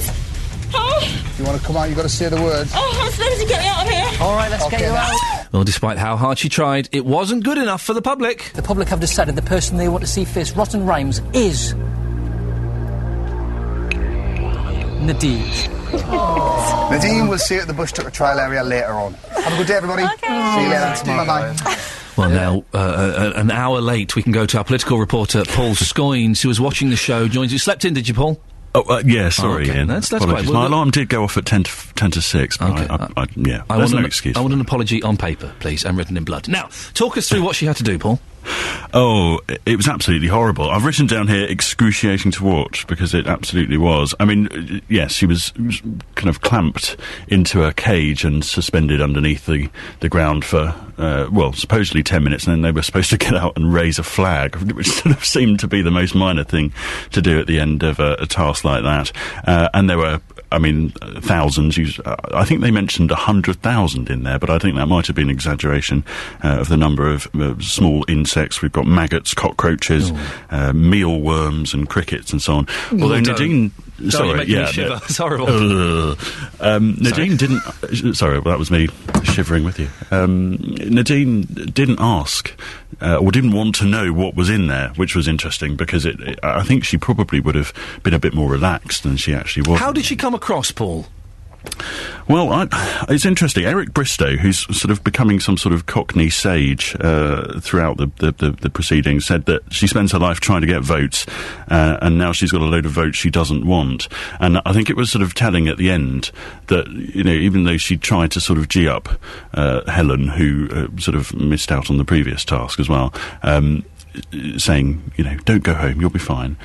She seems to be taking on a sort of motherly role, which she talked about in the first episode, about how it was sort of almost her job to kind of get people together and work together, and she's sort of putting this very diplomatic view across.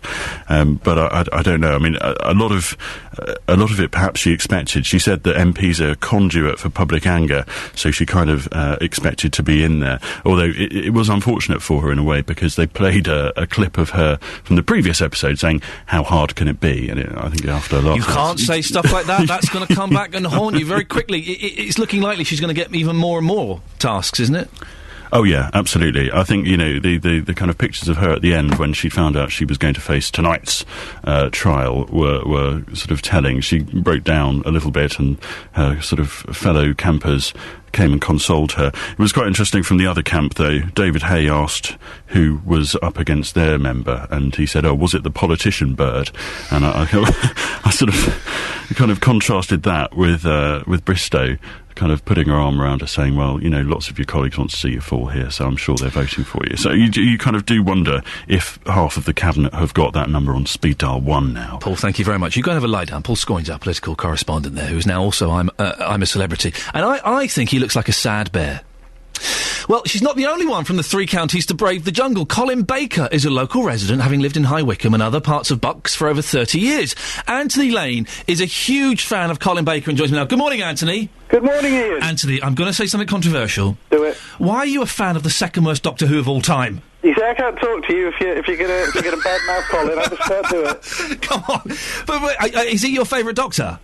More than that, he's a childhood hero. Really? To a lot of people. Those that grew up in the 80s, I think, I think, to be honest, I'm in the minority. I very rarely come across fellow Colin Baker Doctor Who fans. It was kind of the beginning of the end for me. Sylvester McCoy was obviously the worst. No! Oh no! How old are you, Ian? I'm 39. You see, you're the wrong era. Are you the Peter Davison, the Tom Baker? Tom Baker, of course. Tom Baker was the greatest. Peter Davison was pretty darn good, though. He gets a bad rap. He was pretty good. He was all right. He had some good stories. Listen, let's not fall out, brother. No. Okay, because we are both Doctor Who fans. Although I stopped watching it once Doctor Who became younger than me. Yeah. You've set up a Facebook page, Colin to Win. Why? But I wanted to give something back. I mean, he's kind of been there in my pretty much my whole life. Yeah. And there wasn't a lot of support on Facebook. There was one other guy doing a Facebook page, and it had one like. It was his own like. when I saw that, I was like, well, I've got to get out there. So you've set up Colin to Win on Facebook page. How many likes have you got? It's been a bit slow to begin with, but we're up to 289 at the moment. That's not bad. That's not bad. 289 is very respectable.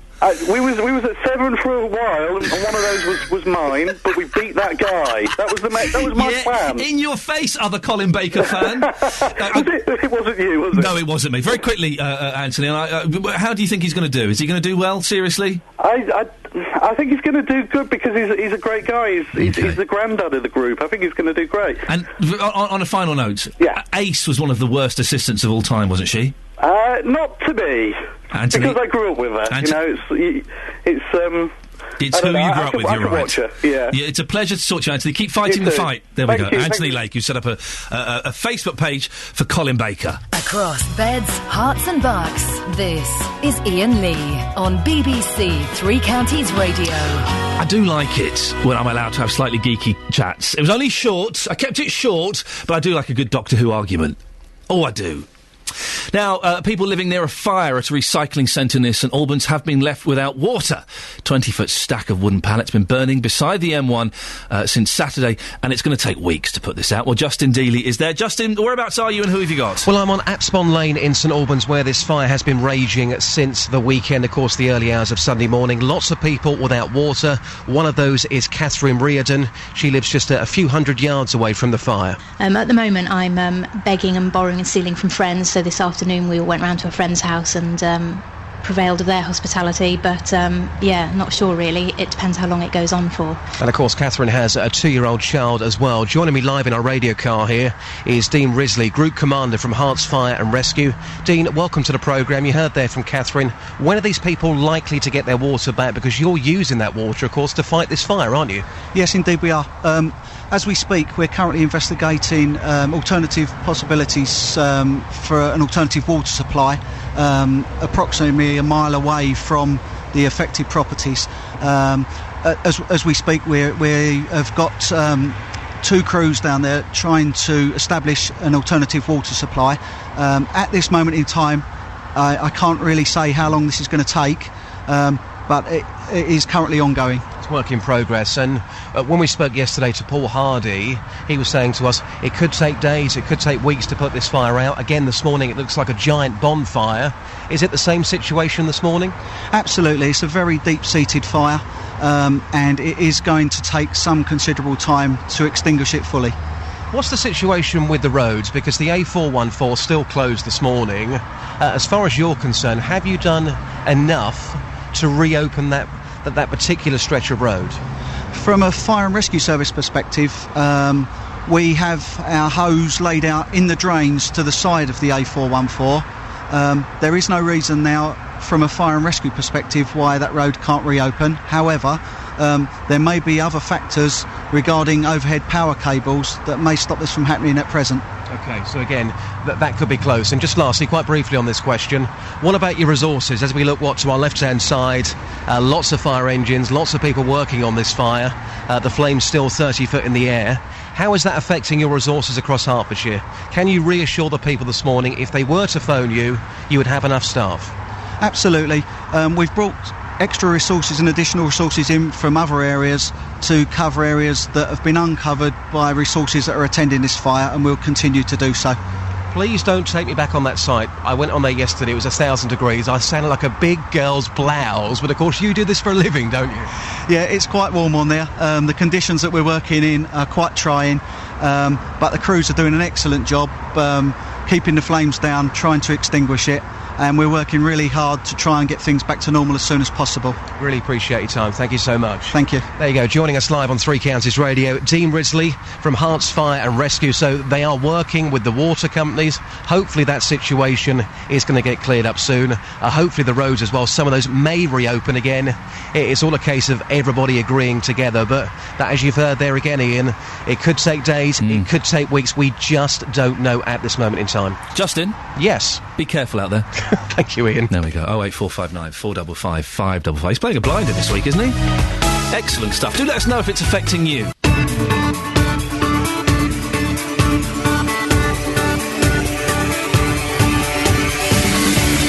Good morning. This is Iain Lee, BBC Three Counties Radio, and I've decided 30 minutes early, yes, I am going to go and have a fried egg roll after the show. Yeah, I've made that decision. I'm making that call at 8 o'clock in the morning. Fried egg roll. After the show. That's certainly something to look forward to. In the last hour of the show, before Jonathan comes in and does his thing, drivers in the three counties caught committing crimes on camera by members of the public. What naughty things have you spotted motorists doing on our roads? We've all seen drivers using mobile phones. What other things have you seen? Radical Muslim cleric Abu Qatada will be freed from prison today. We'll find out why in the next half an hour. And there's a new etiquette guide for cinema goers. What annoys you most about other people when they're watching films? Noisy food? Although I do like a good pick and mix. Oh, chocolate raisins and what do you call those? Chocolate buttons?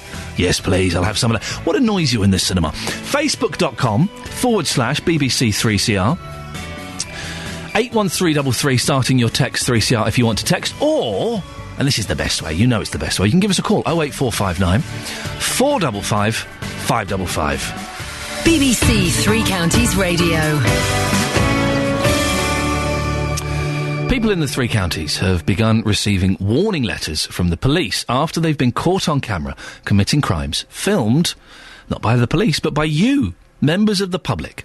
A new website has been set up called policewitness.com, and people are encouraged to film others committing crimes. Then they're told to upload it to the website.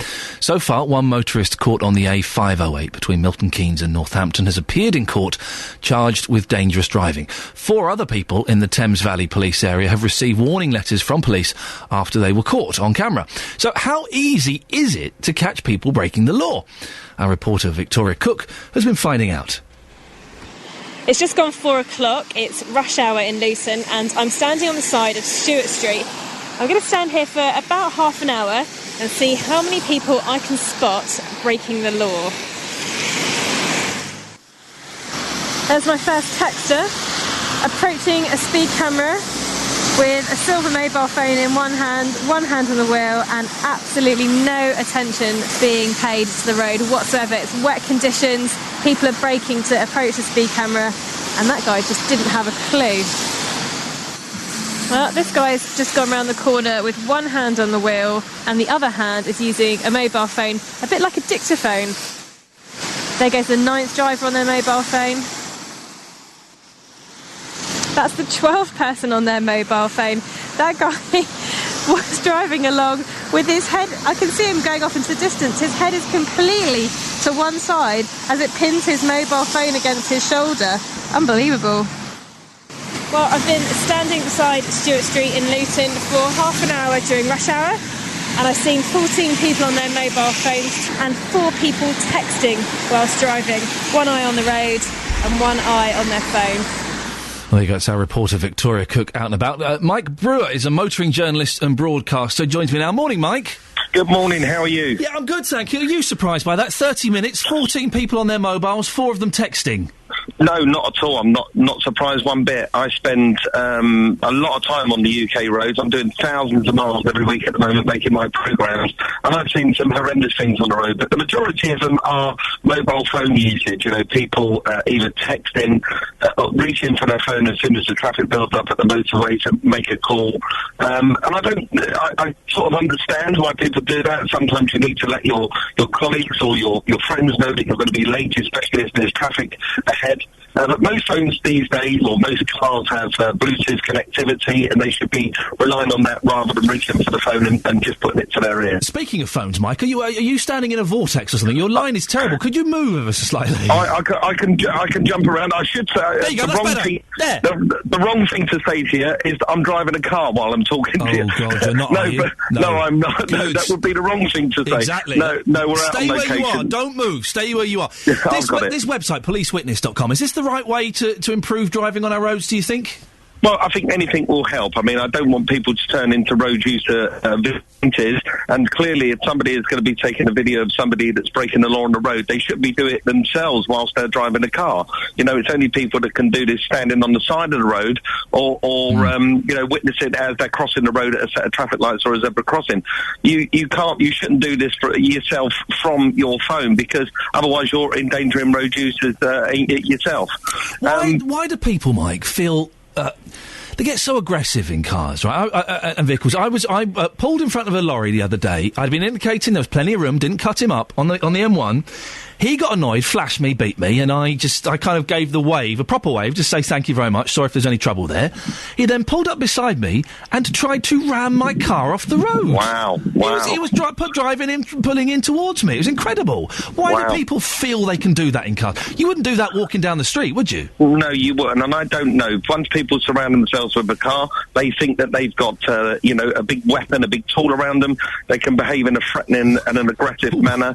I witness it all the time. I've got one of those targets I drive around on my car. I'm sure I do, because people tend to pick on me on the motorways and on UK roads, and I'm always being heckled or people waving their fist at me. Are you sure it's just not just you driving badly? Yeah, possibly. Mike? Yeah, possibly. I just don't think people like me that much. No, but the truth is, I think people these days they're just hell bent on getting where they want to go. Everyone's under a lot of pressure these days to get to work on time, to do their jobs on time, because jobs are being lost left, right, and centre, and people have got their head down, and I'm not focusing on just getting to work.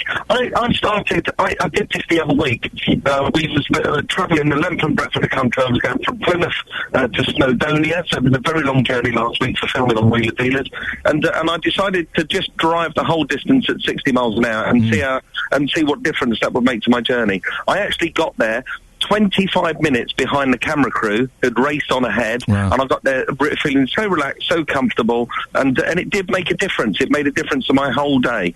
So if people just step back a little bit, ease off the accelerator, smile at their fellow motorists instead of wave their fist at them, then nobody would feel the need to reach for a camera and to video them doing something illegal. Hey, here's the thing, drivers. When you drive up my backside and flash me to make me go faster, if anything, that makes me slow down a little bit. Yeah, exactly. So Mike, listen, thank you very much for your time. Mike Brewer, motoring journalist and broadcaster.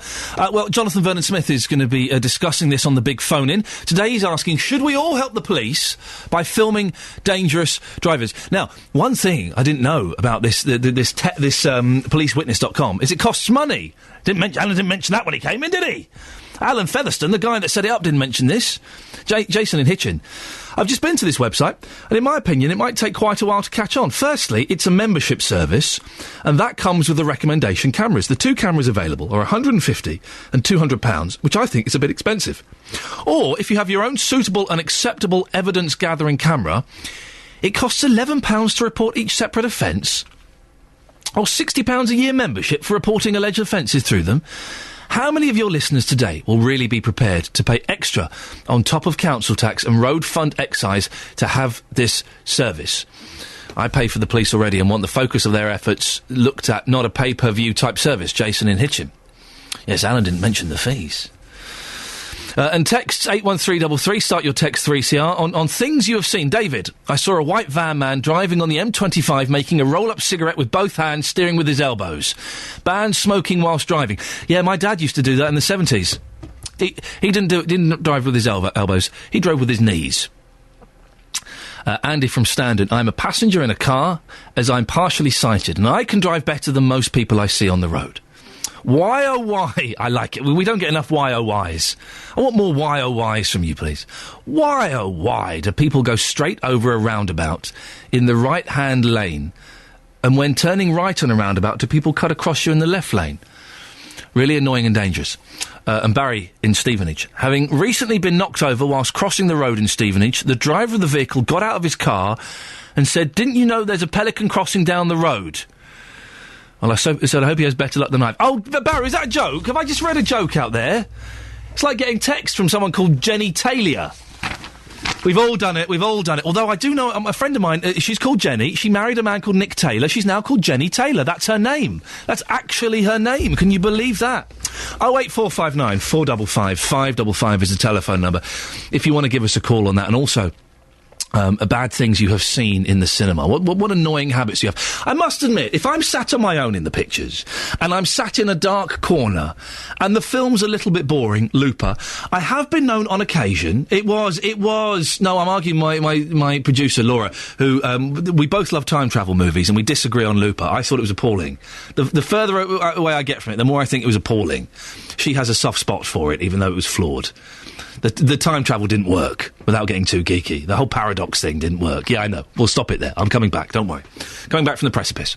I was sat in the cinema on my own, in a corner, and I did kind of just turn on my phone just to check my emails and texts a little bit. I don't think that was causing too much. It's the noise. It's people talking. Oh, I do like it when, at the end of a film, there's a round of applause. A spontaneous round of applause at the end of a movie is cracking. Although another member of the team, Kelly Betts, was watching Final Destination. Yeah, you know, the awful Final Destination. It's about people dying on a roller coaster or something. And there was a round of applause at the end of that.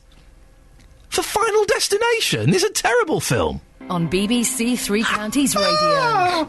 Wasn't laughing at the trailer. I was laughing because Jonathan Vernon-Smith has come in and he's told me he's off to a very swanky restaurant owned by top chef Gary Rhodes. And I went, oh, he's the buff one. And you no, he's not buff at all, not buff in the slightest. I don't think, well, you've just shown me a picture to prove he is buff. He's got a 12-pack. He's buff, isn't he? He's buff, he's got, like, muscular boobs. He's buff. But a very white body. You would spray that, wouldn't you? Spray tan it. Now, listen, I had a marvellous experience yesterday. I was in Luton. I was in one of those pound shops, the pound stretchers, the 99p shop, one of those. Why? Well, I believe it's someone's birthday tomorrow. What? Hang on, you went to a pound shop for my birthday? It's someone's birthday tomorrow. It is my birthday tomorrow. And so I was shopping. It was a pound shop? What's wrong with that? They do excellent quality stuff at really good value prices. It's a pound. Oh. And they were playing Slade's Merry Christmas, Everybody, and I was there holding a present, possibly for someone's birthday tomorrow, I don't know, listening to Slade and thinking, life doesn't get any better than this. See, for me, it almost proves that hell does exist. It's just on Earth. Oh, it was wonderful. A pound shop with Slade playing. It was good. It made me feel all Christmas. I love Christmas. Do you love Christmas, or are you a bit of a Scrooge? It's all right. Oh, come on. It's generally a bit boring. Oh, shut up. That's not boring. You get the best dinner of... No, let me finish. You've got children. This isn't your show. This is mine. Let me finish. I'm not going to let you ride roughshod over me like you do with your callers. You get the best meal of the year, a lovely roast dinner. Wah. You get presents. Wah.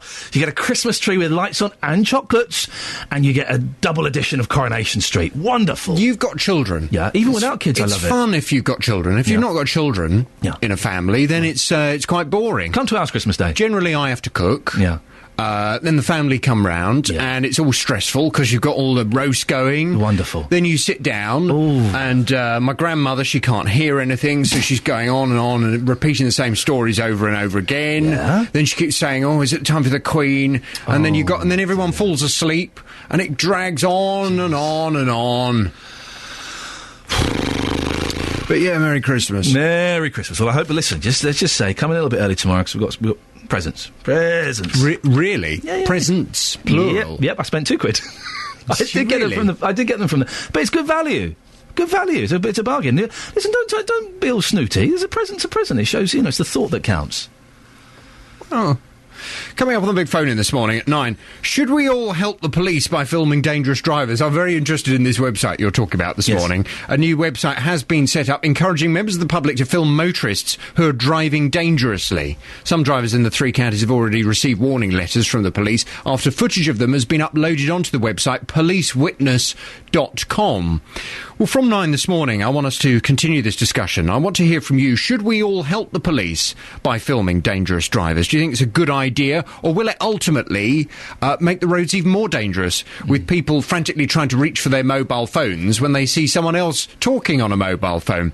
And I'd love to hear from you after 9, if you are someone that admits you either speed or you use a mobile phone behind the wheel or you tailgate, will this now stop you, this website? Will you be afraid that someone will catch you so you'll improve the quality of your driving? 08459 455 555. Should we all help the police by filming dangerous drivers? Do you want them wrapped, or should I just leave them in the bag? It really depends if it's worth it. Well, they're good. I mean, they're good presents. They're from a pound shop. I wouldn't bother. Just give them to me in a carry bag. Okay, be fine. You saved me a job. Thank you very much, Jonathan. Yeah. Thanks. Wow. Well, that's awkward. How ungrateful. Do you know what I mean? I made an effort. I said to my team yesterday, right, I'm going to go shopping for a present for JVS for his birthday. Is there a pound shop or a 99p shop? And they said, oh, yes, there's a few in Luton. And I went to 3 different shops. I got him cracking presents, I think.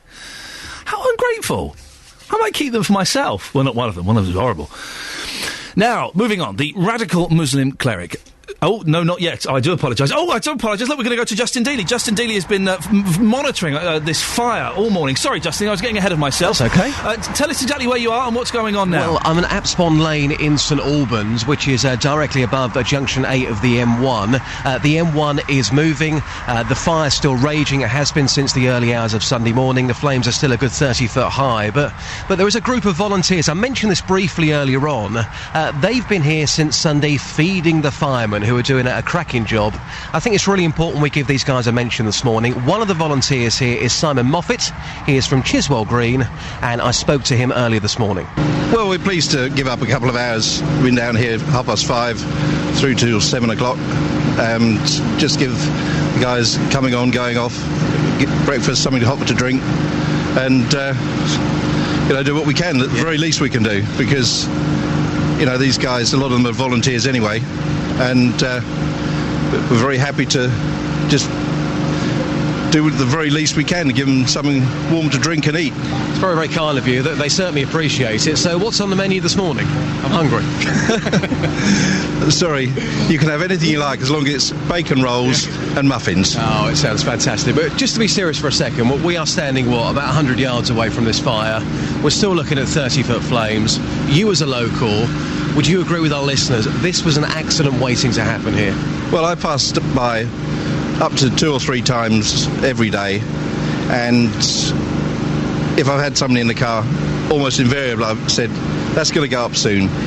This place has been up in flames several times already, very often smoking, causes a lot of inconvenience to the neighbourhood, with fumes and smoke from time to time. And I think there are going to be a lot of people absolutely incensed that nothing has been done. The authorities have turned a blind eye, as it seems, to allowing something to build up, which is now a major, serious problem. OK, just lastly, you mentioned about other people being incensed. What about yourself? How angry do you feel? Because it certainly seems that you, our listeners, everyone knew it was coming, nothing was done. How angry do you feel this morning, just briefly? Well, probably more angry with myself that I never spoke to authorities and said, look, this is going to happen, why aren't we doing something about it? We're all responsible, really. So the words there of Simon Moffat. His mobile phone was going in. I spoke to Simon at 7:20 this morning. He was due in Lincoln for 9 o'clock. I said to him, are you mad? He responded with, yes, I am. And he went off. But he was saying there how angry he feels. He wanted to phone the authorities. We spoke to Marlene earlier on. She lives opposite this recycling plant. She did phone the authorities, but nothing was done. And here we are looking at this fire, which could go on for days, if not weeks. Can I just say, we've tried to get the council on the show, and they're being slightly reluctant. Come on the show and tell us about this, please, because this is a big thing. And also, we've tried to get the company involved with this on the show, and they ain't answering no phone calls. Yes, I have to say, I mean, it's something that all of our listeners are talking about as well. Everyone that I think has driven past this site, Junction 8 of the motorway, they can still see the wood. It is piled high, 30-foot piles of wood here. It's been getting bigger and bigger and bigger. Nothing was done, and now, of course, we're talking about a fire, but there have been other fires here as well, so it's certainly not the first time, Ian. Justin, thank you very much indeed. We will keep trying to get the council and the company involved to come on the show. Now, I can go to this story now that I was jumping to a bit earlier. The radical Muslim cleric Abu Qatada will be freed on bail this morning. It's after he won the latest stage in his legal battle to avoid deportation to his native Jordan. He's wanted for plotting bomb attacks there. This was the reaction in the House of Commons to the Home Secretary Theresa May. The government strongly disagrees with this ruling. Qatada is a dangerous man, a suspected terrorist, who is accused of serious crimes in his home country of Jordan. We will therefore seek leave to appeal today's decision. We can get more on this now with our reporter, James Alexander. Morning, James. Morning, Ian. Abu Qatada has been described as a dangerous preacher of hate and a threat to our national security. If he's wanted on terror charges in Jordan, where he comes from, why can't he just be sent back there?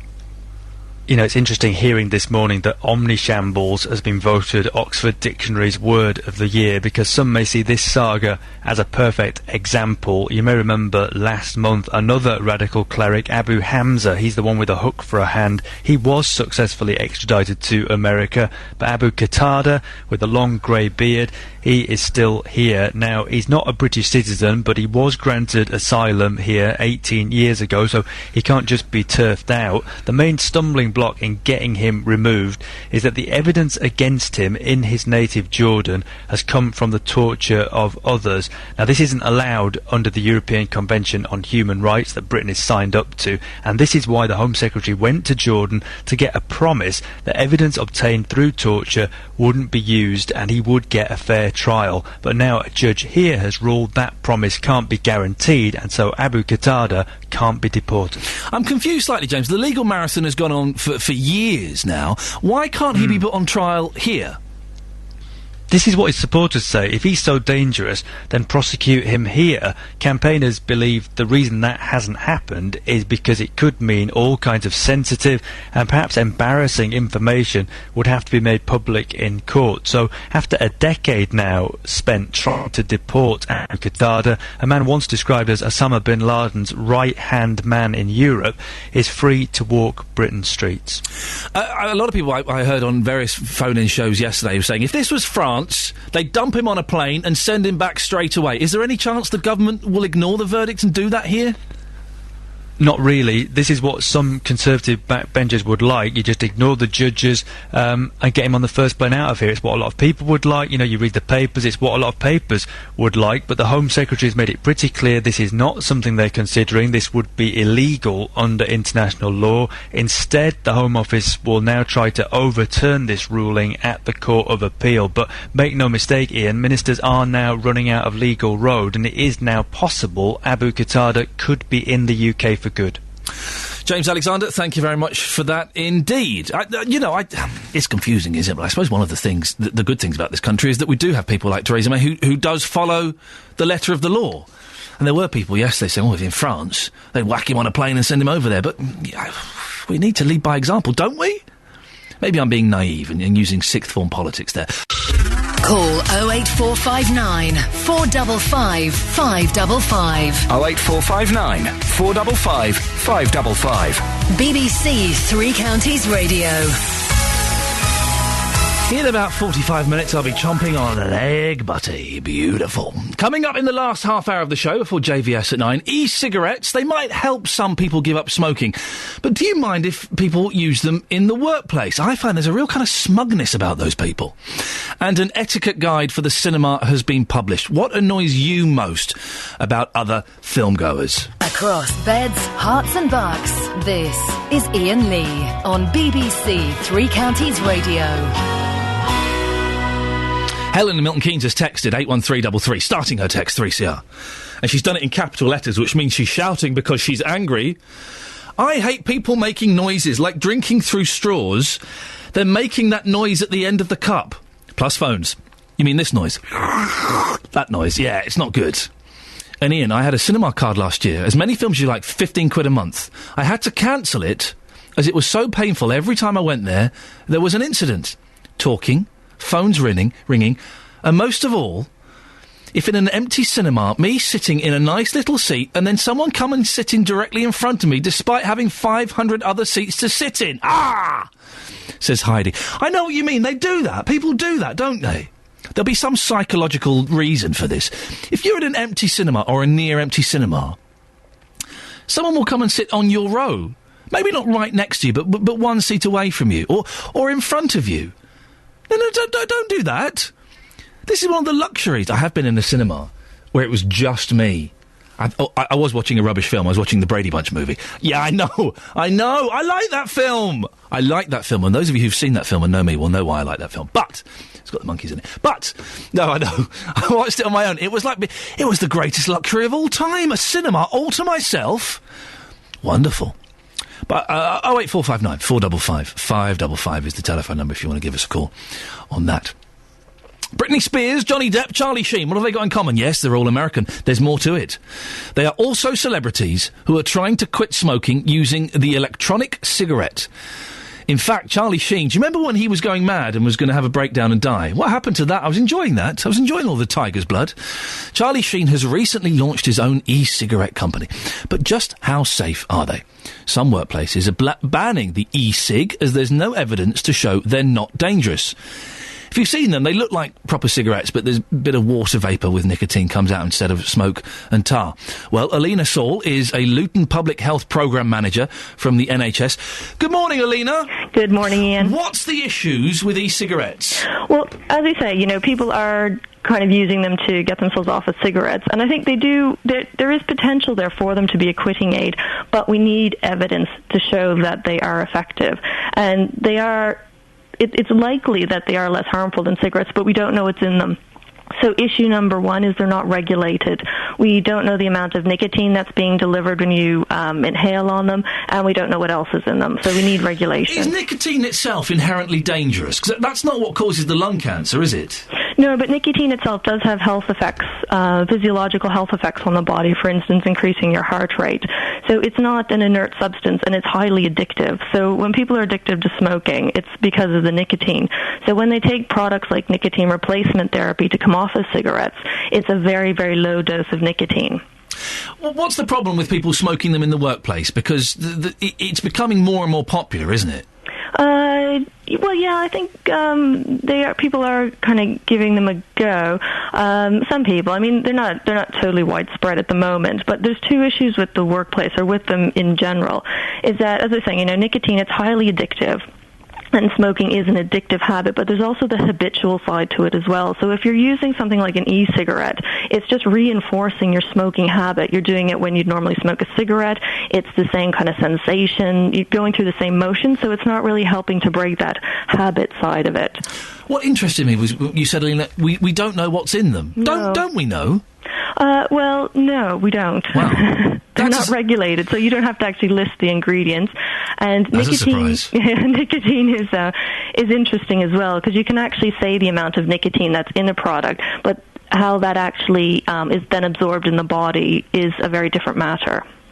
Would you agree with me, Alina, that the people who smoke these cigarettes, and I've seen them at gigs, and I've seen them in comedy clubs and pubs, they have a smugness about them, don't they? It's like they're going, yeah, it looks like I'm smoking a cigarette, but you can't stop me. No, exactly, and that's a bit of an issue as well when we're trying to enforce smoke-free legislation, because the water vapor that comes out of them does very much look like smoke. But I think, they could just be a fad as well, and I think you do have people trying them and saying, yeah, look at me, I'm so cool, I'm smoking where I shouldn't be smoking, but, I think they might run their course. Alina Saul, Luton Public Health Programme Manager from the NHS, thank you very much indeed. Have you seen these? Do you use them? Is it just a fad? It does strike me as odd. If you want to stop smoking, here's what you do. You stop smoking. Don't have gum and patches and nicotine. Don't, because you're just becoming addicted to something else. You're still getting the nicotine, which is the addictive part. Just stop. Just stop smoking. I know it's easier said than done. Very, very addictive. But it can be done, and it can be done quite easily. There are ways of doing it quite easily. Maybe we'll do a phone-in on that one day, and on ways you quit smoking. 08459 455 555 is the telephone number if you want to give us a call. We'll looking for your calls on the naughty behaviour in cinemas. We've got a couple of minutes. Let's have a quick look at the front pages, shall we, and see what's going on. Oh, blimey, look, the papers are everywhere. Let's have a little look. The Independent. Payday lenders cash in on debt woes. Oh, the Independent doing a story we did last week, are you? Oh, Independent doing a story we did last week about payday lenders and loan sharks. Oh, that's fine, yes. Aggressive payday lenders are planning to cash in on the vulnerable this Christmas by encouraging them to take out expensive short-term credit. Good morning, here is the news from the BBC. More people leaving the BBC or being asked to stand aside. The Guardian. These are last week's papers. How have I got these? Oh, for goodness sakes, that's last week's papers. I do apologise. I thought Philip Schofield giving out the information to David Cameron. No, here's today's newspapers. The Guardian. Watchdog investigates claims of LIBOR-like fixing of gas price. And executives could face action over Newsnight. The Express. Exercise beats arthritis pain. And Michael McIntyre. Other comics don't like me because I'm happy. No, they don't like you because you're not funny. Did I say that out loud? He's a very nice man, Michael McIntyre. I've met him many times. The Daily Mail, the immoral tax avoiders. Amazon, Starbucks and Google lashed by MPs over elaborate schemes that deprive Britain of millions. The Times. BBC looks outside to salvage its reputation. And Chancellor tells Tories to back gay marriage. The Telegraph. This is the CIA agent who's had an affair with a sexy lady. There's a picture of the sexy lady on the front page. I don't quite know why, but she's there. And BBC boss was paid double to go quietly. And finally, The Sun. There's a picture of a lady's breasts. And Abu Hiss, terror boss Qatada, free today, costing £5 million a year. The lady's boobs are relevant because it's to do with I'm a Celebrity. And that's what Joe in Letchworth has called in. Joe! Hello, how are you? It was a tenuous way of getting myself out of a slight tight squeeze. I'm good, thank you very much. You saw the Celebrity show last night. I did, but I must say, again, I want to say about the cinemas. When we go to the cinema, shut up while I'm watching a film. Oh, man. The thing is, it costs so much money. I don't go to the cinema in central London anymore because last time I went, it was like 13 quid. I thought, well, I might as well just wait a month and I'll buy the DVD for that. But I go to I go to the cinema in Luton a fair bit. Once. And I go to them outside of London and it's still a lot of money. I'm paying a lot of money. Shut up. Exactly. I'm here to watch a film. It's cost me an arm and a leg to take the kids. Shut up while I'm watching it. It's ridiculous. I do like a good pick and mix in the pictures though. And I once filled the pick and mix so much. The pick and mix cost me 17 quid, right? Because I had a lot, and it was just me and my wife. And the girl went, "Oh my God, I've never seen such a big pick and mix." And I was like, "Yeah, wicked." No, it's not something to be proud of at 39. But I said to her, "Are you saying this is the biggest pick and mix you've ever done?" She went, "Yeah." And I actually said out loud, "Yeah, wicked." I'm 39. She was 17. She had no way to react to it. Now, Joe, I'm a Celebrity. Yes. You saw it. What did you make of it? I'm thinking Nadine Dorries. I don't think she's going to last, and I think we're going to have lots of fun because. Oh, you're a naughty man, Joe. It's nice to be naughty. So Nadine Dorries and was it Helen Flanagan when they went in the bug burial. I don't think Helen Flanagan is going to last more than another few days because she's just an absolute wreck. How long did she's the girl from Coronation Street. How long did she last in the bug burial? About 7 seconds. As soon as they put the first set of bugs in, that was it. She started screaming, "Let me out, let me out." Good for her. And then Nadine, she lasted. So we're still sort of halfway with Nadine because she was stayed in there for 5-6 minutes. Yeah. And in the end, she just cracked and couldn't do it. So I think the public, bless them, they're just going to keep voting her in. She's up for the next challenge. Do we know what the next challenge is? I haven't looked at it yet. Okay. But I'm going to be watching it very, very closely tonight because I'm hoping she's going to be in there again. She doesn't stand a chance, does she? Because she is the one that's had the most publicity. She's been on the front pages of all the papers, and the others have hardly had a look in. So she's the one that people are going to be most familiar with. There's all this furore about her being an MP. They're just going to keep going for her now, aren't they? I think they are, and I think Helen Flanagan. I think they'll go for her because she's such an easy target. Yeah. And I hate to say it, as British people, we're we're very good at bringing other people down with us. So when we see other people suffering, it brings joy to us. Well, that's what the show's about. Do you remember years ago, what's his name? Clive James used to show a Japanese TV show called Endurance. Do you remember that? And we'd all go, oh my God, the Japanese are so cruel. This is like 1,000,000 times worse than Endurance. But then they'd have like a scorpion down their pants. Now you'll have 100 scorpions all down your pants. 10,000 bugs it was, wasn't it, last night? 10,000 bugs. Imagine I turned the heads in the office yesterday by saying out loud, imagine where one of those maggots could get to, and I verbalised it. I won't do it on the radio. I like my job. But they can get in every nook and cranny. Yeah, but eat your way out. They don't actually taste that bad. I've accidentally eaten a couple when I'm not worried about them going in my mouth. It's the other end. Well, clench up. That's all I'm going to say. There we go. Thank you. I didn't understand what he said there, and I'm happy I didn't understand it. I'm sure it's something vulgar and totally inappropriate for a BBC breakfast show. 08459 455 555 is the telephone number if you want to give us a call.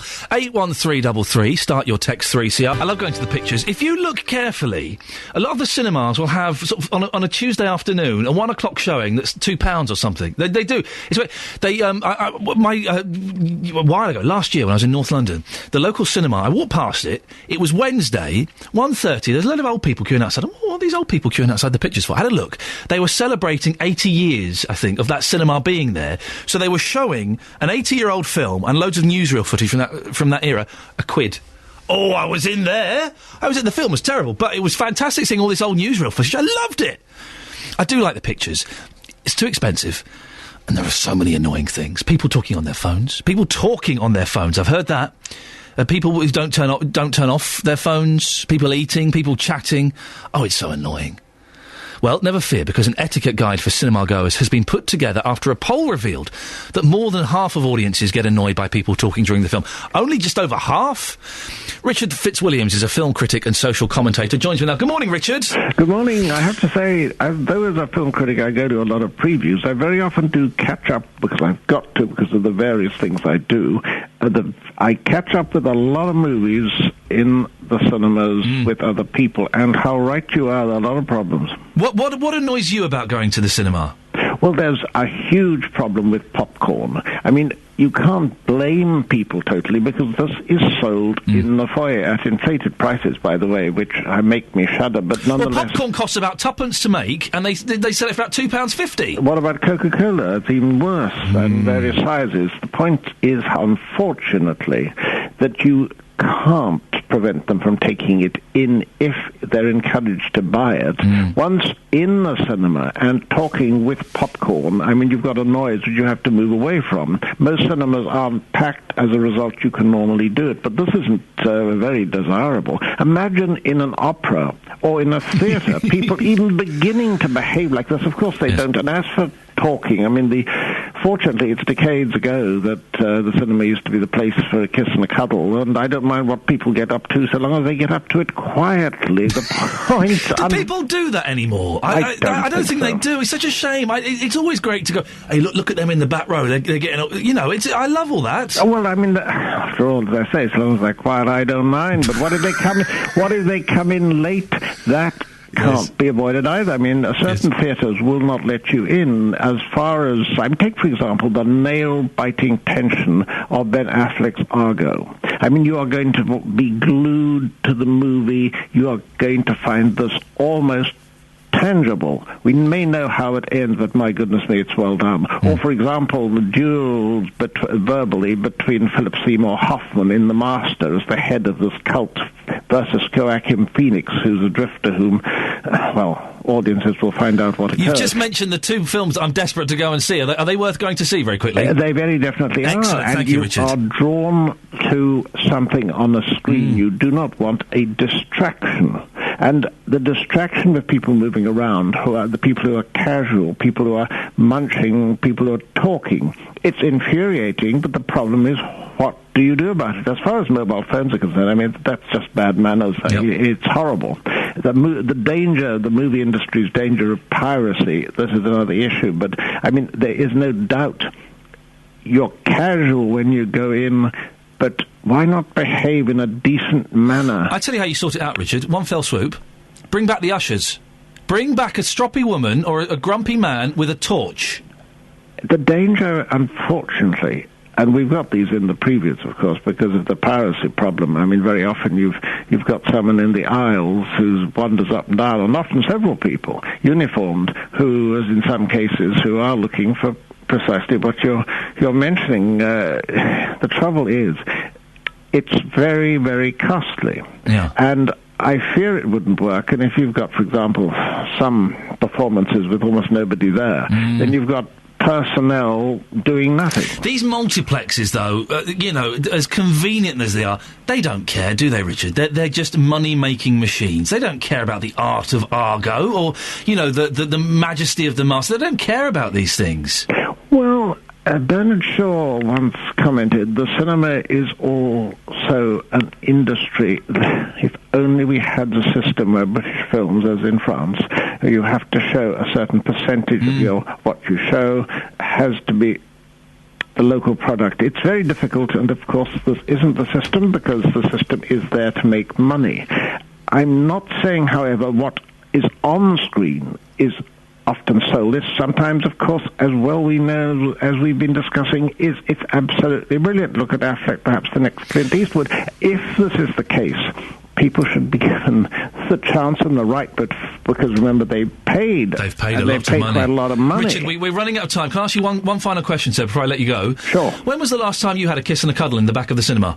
Well, I'm sorry to say that I haven't been, but I do remember in Scorsese's The Departed, interesting things can happen in the cinema, and perhaps other people are up to that. I simply leave you with the thought. Thank you, Richard. There's always time.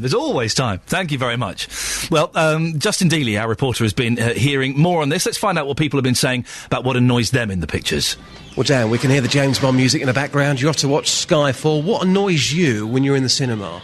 Just generally people kicking the seats and throwing things around, I suppose, really. Now, when somebody kicks your seat, have you ever turned around and said, stop that, now? I haven't, no, because usually it's like a little kid and you hope that the parent might say something to them. So a message to any parents listening this morning, if you're taking your child to the cinema, keep them under control. Yeah, I'd say that's probably a good one. Now, Morgan, somebody tells me you're 18 years old today. Is this correct? That is correct. Happy birthday. So it's a night out at the cinema to watch James Bond as a birthday treat. Yes, it is. Now, when you're inside that cinema, what's going to get your goat? People eating popcorn and just being really loud and noisy, and like people just checking their phones every now and again and distracting me. I mean, I know cinemas have got to make money, but the sound of popcorn, it can be very, very annoying. Should they ban popcorn from the cinema? I don't know whether they should ban it altogether, because it's kind of like an iconic thing to eat popcorn in the cinema, but it can get a bit out of hand sometimes. Narissa, again, about to go and watch Skyfall, the James Bond film this evening. When you're inside a cinema, what really, really annoys you? Young kids talking and laughing and screaming, making noises at each other, especially in scary films. I mean, has it ever got that bad? You turned round and said, oi! I haven't, but I do know people who have. And what about yourself, sir? What gets your goat? The same kind of thing, to be honest. I've definitely said oi before in the past. It's just kids, screaming kids playing around, kids messing around. Bit of popcorn throwing, I don't mind. We all used to do that when we were kids. Have you ever seen public displays of affection in a cinema? We were all young once. Yeah, you see the odd couple of things, but it's best to turn a blind eye, I think. Just lastly, you've got your popcorn here. That's one of the things which people find very annoying, loud popcorn. Can you pick up your popcorn for me? Let's just see how loud you are. OK, start eating for me. God, you are going out with a noisy eater, aren't you? I don't know. Outrageous! Get this man some manners now. I'm used to it. Guys, enjoy the film. Thanks so much. Thanks very much. That's the noise I used to make when I was snogging. That's my snogging noise. Do you remember when you're like 15, 16 and you're snogging? It was like really noisy. Don't kiss like that when you're a grown-up, do you? Well, Justin Dealey joins us now. Good morning, Justin. Ian, I don't want to hear about that snogging noise. That is disgusting. Can I go now, please? I'm disappointed that you didn't go and stand up in the middle of Skyfall and say, right, what annoys you, everybody? Well, do you know what? I was actually tempted. I walked in the door and there was a few hard nuts in there, so I walked the other way. Now, listen, Justin, we have been banging on. We didn't mention it yesterday, but last week we are talking about this plan that I laughed at and scoffed at for you to recreate as much of the Luton Town AstroTurf pitch as possible, because you've got a tiny little square that they saw you coming and they said, hey, here comes a mug, let's charge him £10 for next to nothing. My pocket money, I'll have you know. Yeah, what a waste. How's it going? How is this AstroTurf, the plan developing? Well, it's going very well, actually, of course. Luton Town's AstroTurf pitch, very iconic in the 80s and the 90s. Only a few clubs had them. 21 years on, we are trying to track down the pitch. We think we've got about 60 to 70% of the pitch. Wow. We may need a crane for this. We were hoping... Did you mentioned the crane last week. Did you see the management's faces drop? Well, I did. And I was thinking, well, what do you want? Do you want the pitch or not? You know, come on, for goodness sake. So, we may need a crane. We definitely need an ex-player. Mick Harford, if you're listening, I tried you yesterday. I couldn't leave a message for you. I'll be trying you again today, if that's okay. You promised us a player, Justin. Well, hopefully Mick, ideally Mick's the one we want, because, of course, he scored the own goal, the last game on that pitch, not for Luton, for Derby County, but he is a Luton Town legend. And, of course, our car park is not big enough, so we need a new location. That has been agreed in principle. As soon as that's confirmed, I shall be revealing all of those details. Well, 'cause we have, surprisingly, we've got people who want to come. Someone asked if we were selling tickets. We can make a few quid out of this, mate. I think so. I mean, we were thinking about this Friday, but of course, Children in Need coming up. I think we should concentrate on that. Let's do it the week after. We've got a lot of people still in contact. Again, if you have a piece of the pitch, the old AstroTurf pitch, ring the AstroTurf hotline now. 08459 455 555. Thank you. Justin, thank you very much. Well, you can send us an email as well, 3cr@bbc.co.uk. Put in the subject heading, Iain Lee, AstroTurf. Yes, I know. Thank you, everyone, for taking part. We'll be back tomorrow at 6 o'clock. Don't forget, it's Jonathan Vernon Smith's birthday tomorrow, and I've got him two lovely, lovely presents. Not going to bother wrapping them, just going to give them in a plastic bag. Ta-ta! Getting beds, hearts and bucks talking. This is BBC Three Counties Radio. He's all heart.